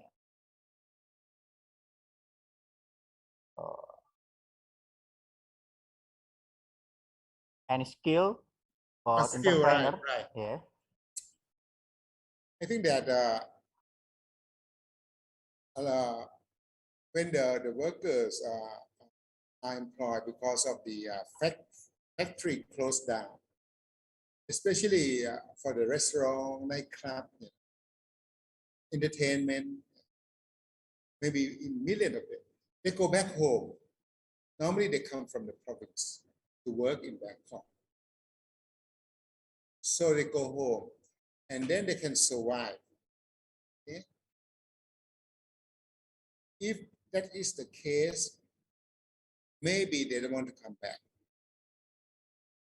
to Bangkok again to work. Because if we look at their life, it's a high expense to live in the city. And when they come to the city, they need to buy more than they need. And so they go into debt. So I think that we will find less and less people coming from the village to Bangkok. Now, regarding the skill, I think that Thailand need to move to the new, we call it Thailand 4.0. And that's the kind of term that we use. That means we need a higher skill worker than before. Before, we are more or less a labor-intensive country.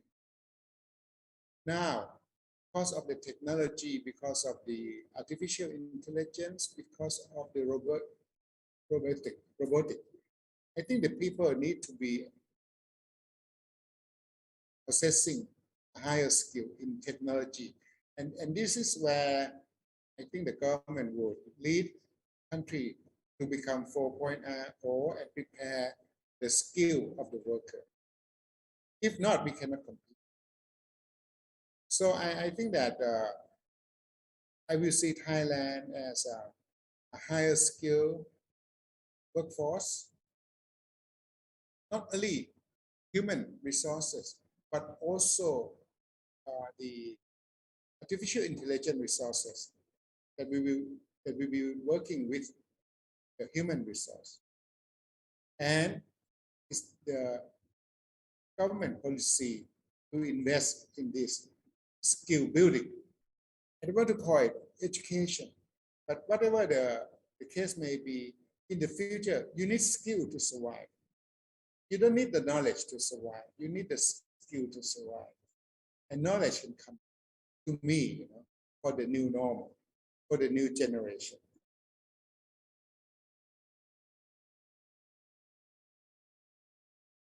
Okay, thank you for your answer, Mr. Om. Maybe we wait our audience again. Let's go our audience. Maybe you want to ask Mr. Om.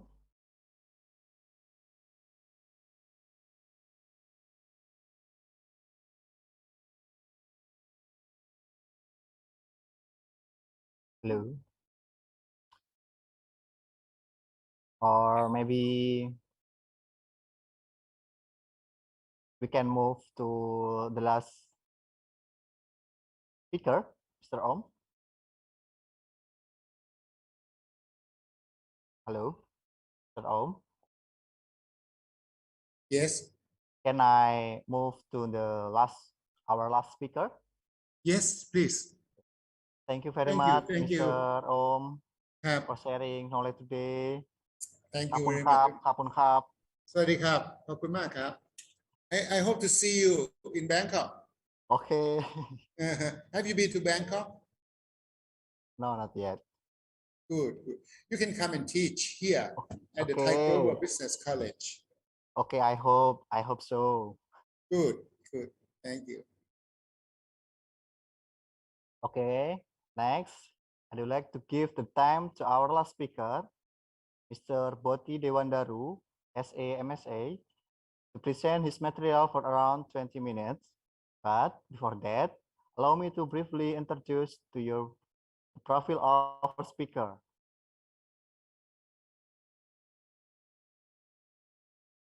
Boti Dewandaru holds the position of Head of the Economic Development Program contact and teaching time with students, conducting research and writing paper, proposal, journal article, and book, preparing and delivering lecture, tutorial, workshop, and seminar.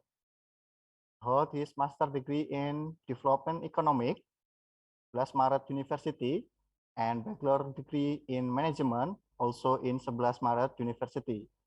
Ladies and gentlemen, please give warm welcome to Mr. Boti Dewandaru. Mr. Boti Dewandaru, the floor is yours. Okay, thank you, Mr. DJ. Nice to meet you, Mr. Joel and Mr. O. A lot of interesting discussion from Mr. Joe and Mr. Om. So maybe I just add a little bit about market failure and externalities. Sorry if my English is not good, but I'm trying best I can.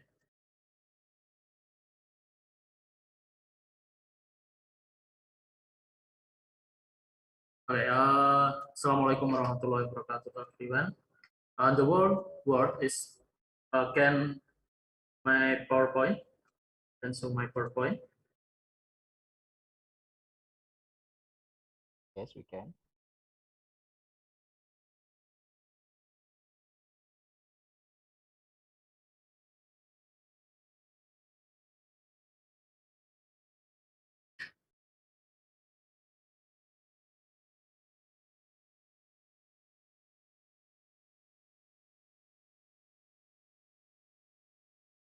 You can share screen with your laptop, or my operator will be operator. Okay.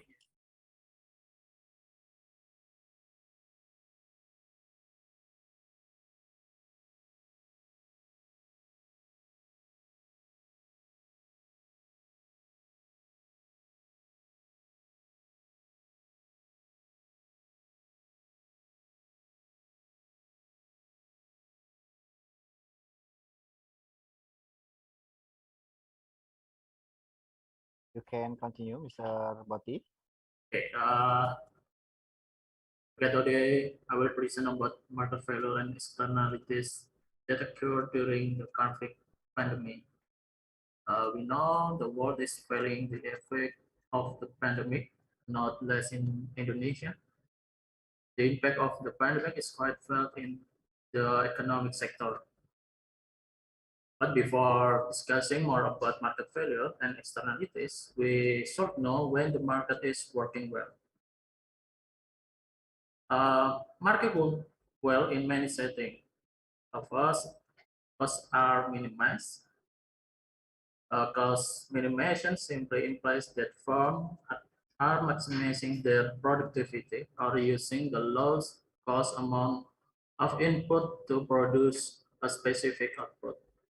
Second is consumer pay only the economic cost of the good they buy. Then producer or firm are adequately compensated for capital investment and risks. The allocation of good is efficient or Pareto optimal. When economists say the market works well or is efficient, it means that it results in a Pareto optimal allocation.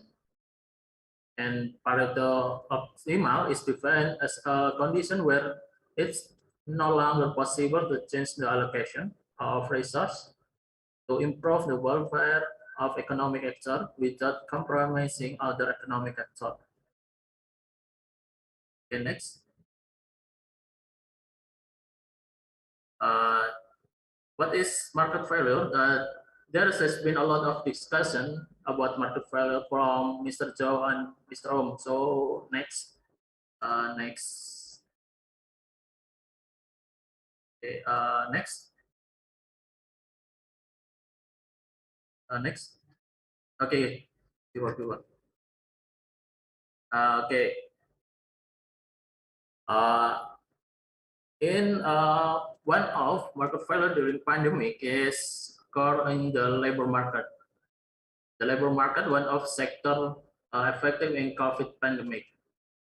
One reason is weakening economic performance during COVID pandemic has resulted decline in the ability of the business world to absorb labor in Indonesia.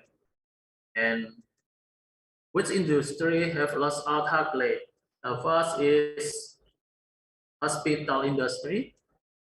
Tour and travel business is most affected in pandemic.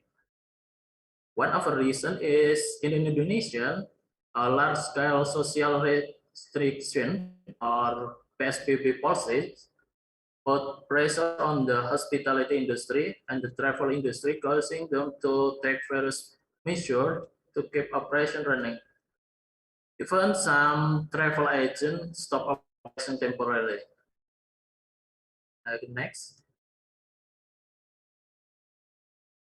A survey from the Ministry of Manpower in August 2020, of the 1,105 companies that were respondent, 47.4% or the majority admitted that the COVID-19 pandemic has harmed their economy.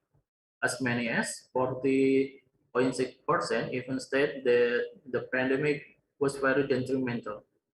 And on the other hand, only 0.8% said the COVID pandemic was still profitable, and 0.1% said it was very profitable. Okay, next. The first year of the pandemic, the number of new labor force increases and the number unemployed also increased due to layoff. Next. Okay, this graph is about number of company employees during July until September 2020. From the result, the Central Statistic Agency or BPS showed that 11.63% of companies are still reducing the number of workers. As many as 69.10% of companies claim to still maintain a number of employees during the third quarter of 2020. Meanwhile, 9.26% of companies said that their number of employees increased during July until September 2020. And this infographic about working age population, labor force, and unemployment in Indonesia from August 2019 until August 2020. From Central Statistic Agency, note that the number of workforce in August 2020 increased by 2.36 million people compared to August 2019. And until August 2020, it was recorded that in Indonesia, the number of unemployed rose to 37.61%. And this is a graphic, a number of job ads. So in 2020, so we can look, so vacancies during the pandemic have decreased. This shows that the company is trying not to add workers during the pandemic, and the first quarter to the third quarter of 2020, the number of service ads reduced by more than 50%. And then this about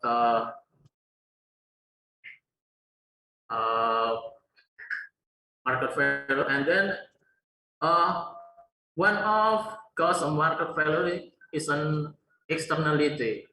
And what is externality? Okay, next. Next. Next. Okay, this is information about what is an externality. Externality refers to a cost or benefit incurred received with third party. Third party is the control over the creation of that cost or benefit. And externally can be both positive or negative and can stem from either production or consumption of good or service. Okay, next.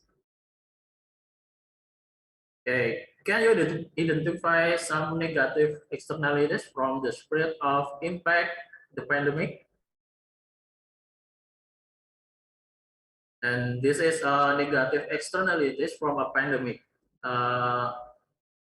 The first is macroeconomic fallout, higher unemployment, lost income, tax revenue decline, bankrupt business, and then people per capita income is decreasing.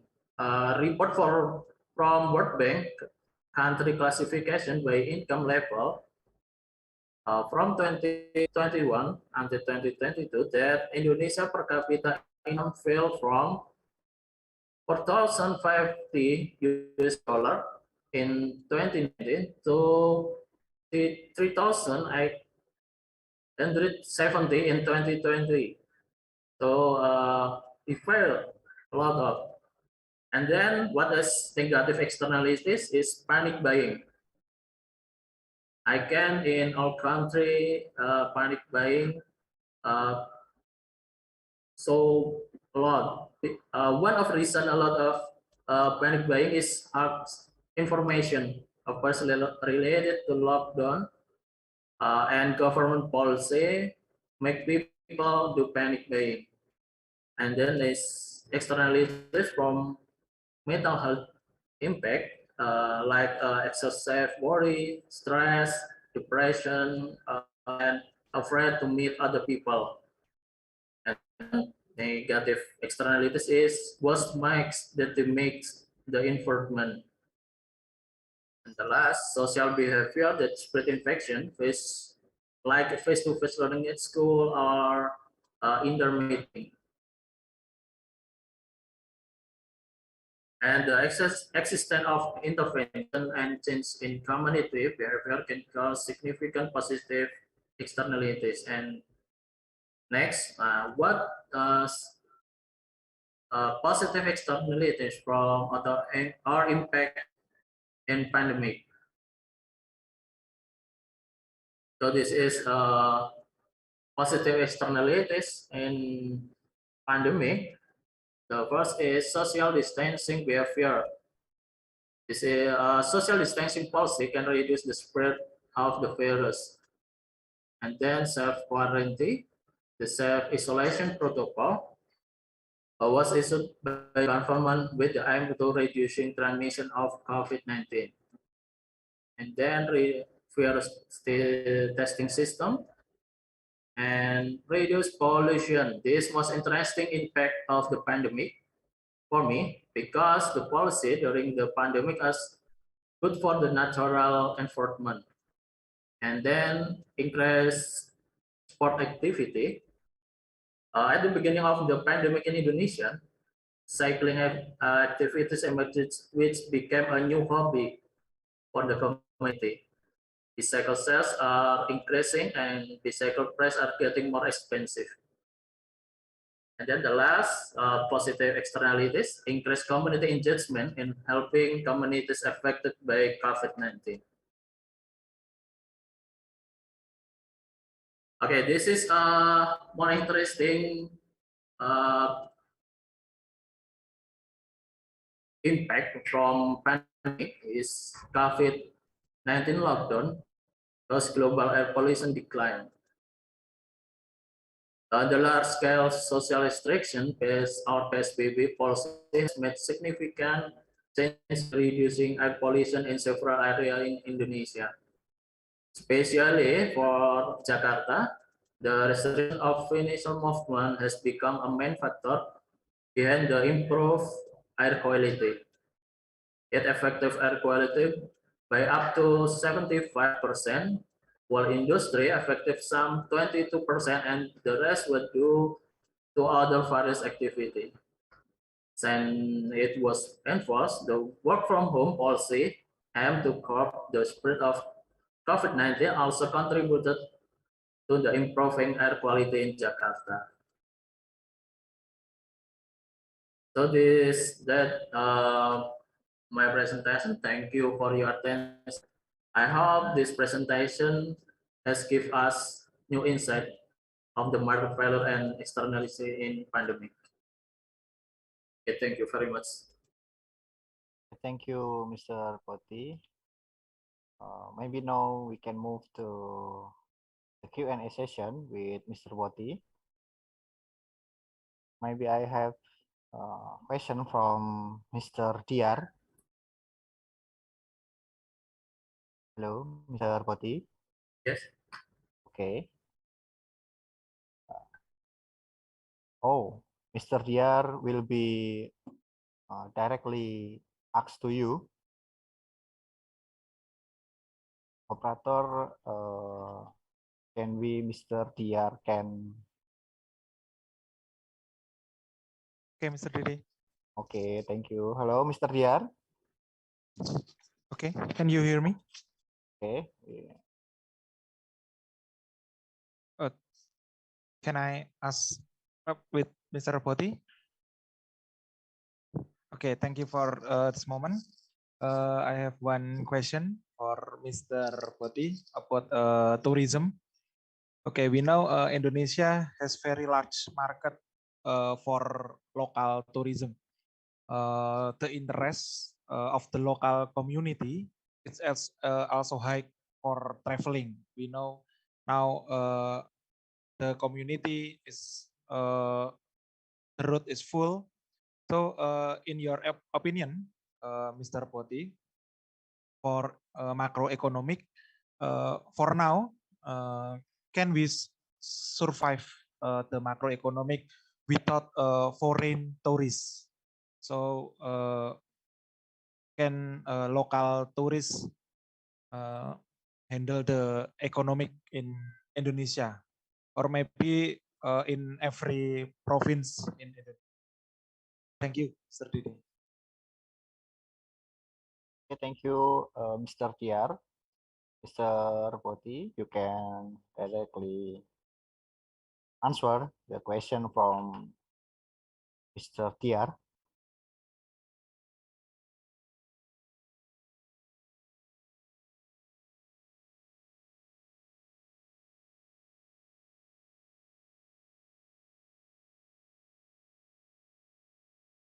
Okay, thank you, Mr. Tian.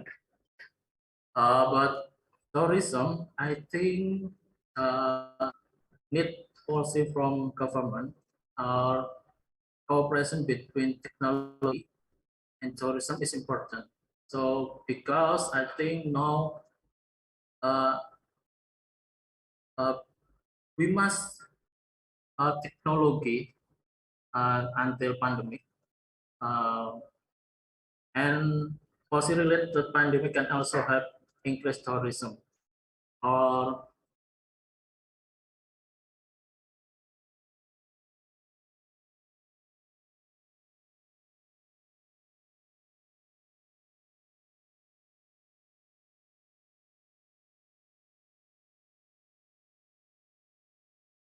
policy regarding restriction can or reduce can be it can be more up in tourism.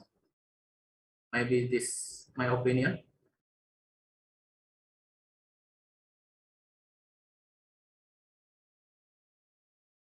Hello, Mr. Tiar.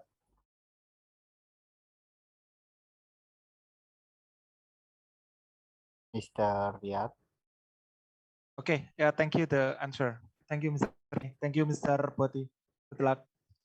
Okay, thank you, Mr. Tiar.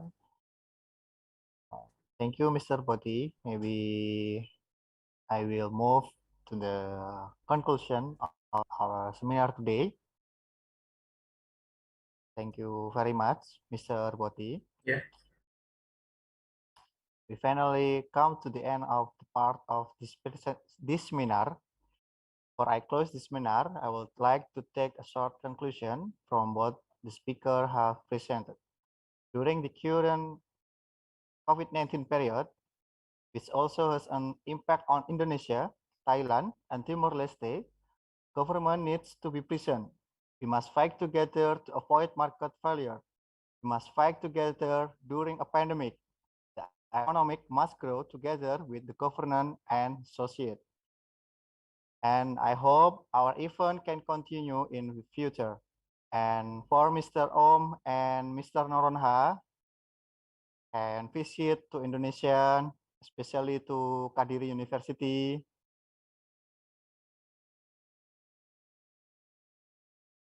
I would like to thank so much to all the honorable speaker and for the knowledge sharing and interesting presentation, and to the all participants for your activity participant.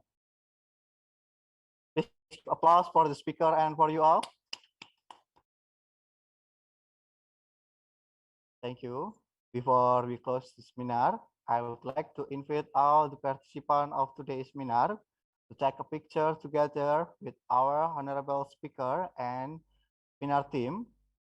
Please turn on all your camera. I will count up to the 3 and please give your best smile to the camera. Okay, are you ready? Let's go. Okay, first, 1, 2, 3.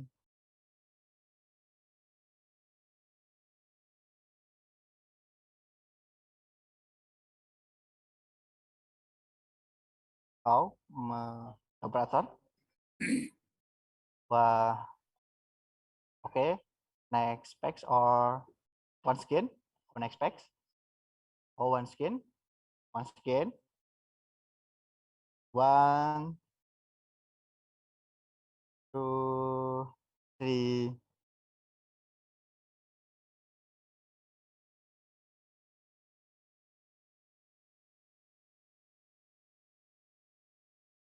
Wait. How?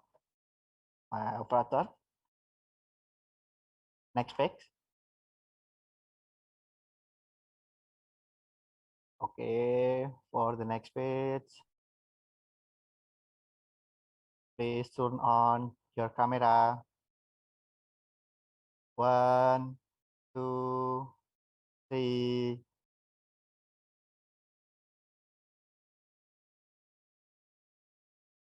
Once again, maybe. 1, 2, 3.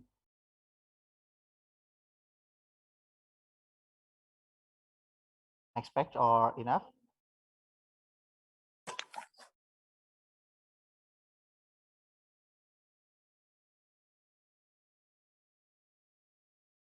Enough or enough? Okay. Thank you very much. I and all of our team for international seminar today. Apologize for the shortcoming and mistake in today's seminar. Hopefully, the seminar will be beneficial for everybody. Hope to see you again in the another seminar held by Kadiri University. Have a good day. Wassalamualaikum warahmatullahi wabarakatuh. Waalaikumsalam. Thank you so much.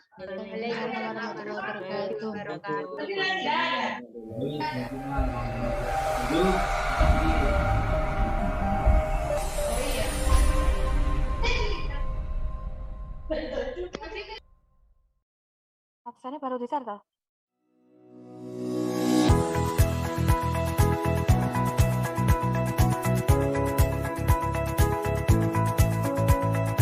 Kadiri University is a private university located in Kadiri, East Java, Indonesia. It is located in the west of Kadiri, near with Selamanglang Cave and Airlangga Museum. The location is also near with Maskumambang Hills, makes the Kadiri University be a comfortable place for studying and learning. Kadiri University has big contribution of Kadiri development. It's said by Sudanjo Supriyadi Wali Songo Kadiri Foundation since 1980. Kadiri University has passed many bachelor to fulfill the society needs in Kadiri especially and in Indonesia commonly. The graduates of Kadiri University have gotten a job in many cities and countries all over the world. Grading the competent, superior, characterless to be able to compete internationally in 2026 is the vision of Kadiri University. It is also supported by all faculties in Kadiri University.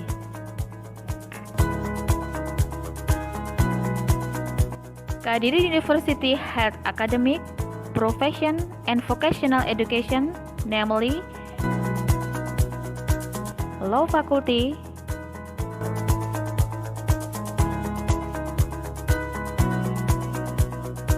Social and Politics Faculty, Agriculture Faculty,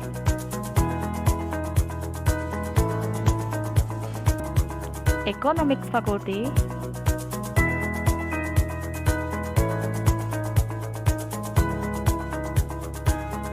Engineering Faculty,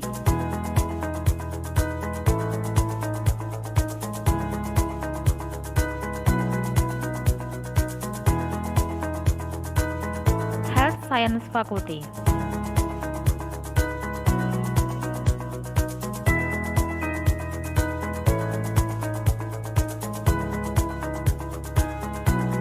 Using student-centered learning, Kadiri University is supported by the good quality of lecturer to get the good cognitive, affective, and psychomotoric graduation to be able to compete in globalization era. Kadiri University has academic and non-academic facilities such as library, computer center, language center, ASEAN Studies Center, sports stadium, Investment Gallery, mini hospital, and job placement center to make the student easier to get the job.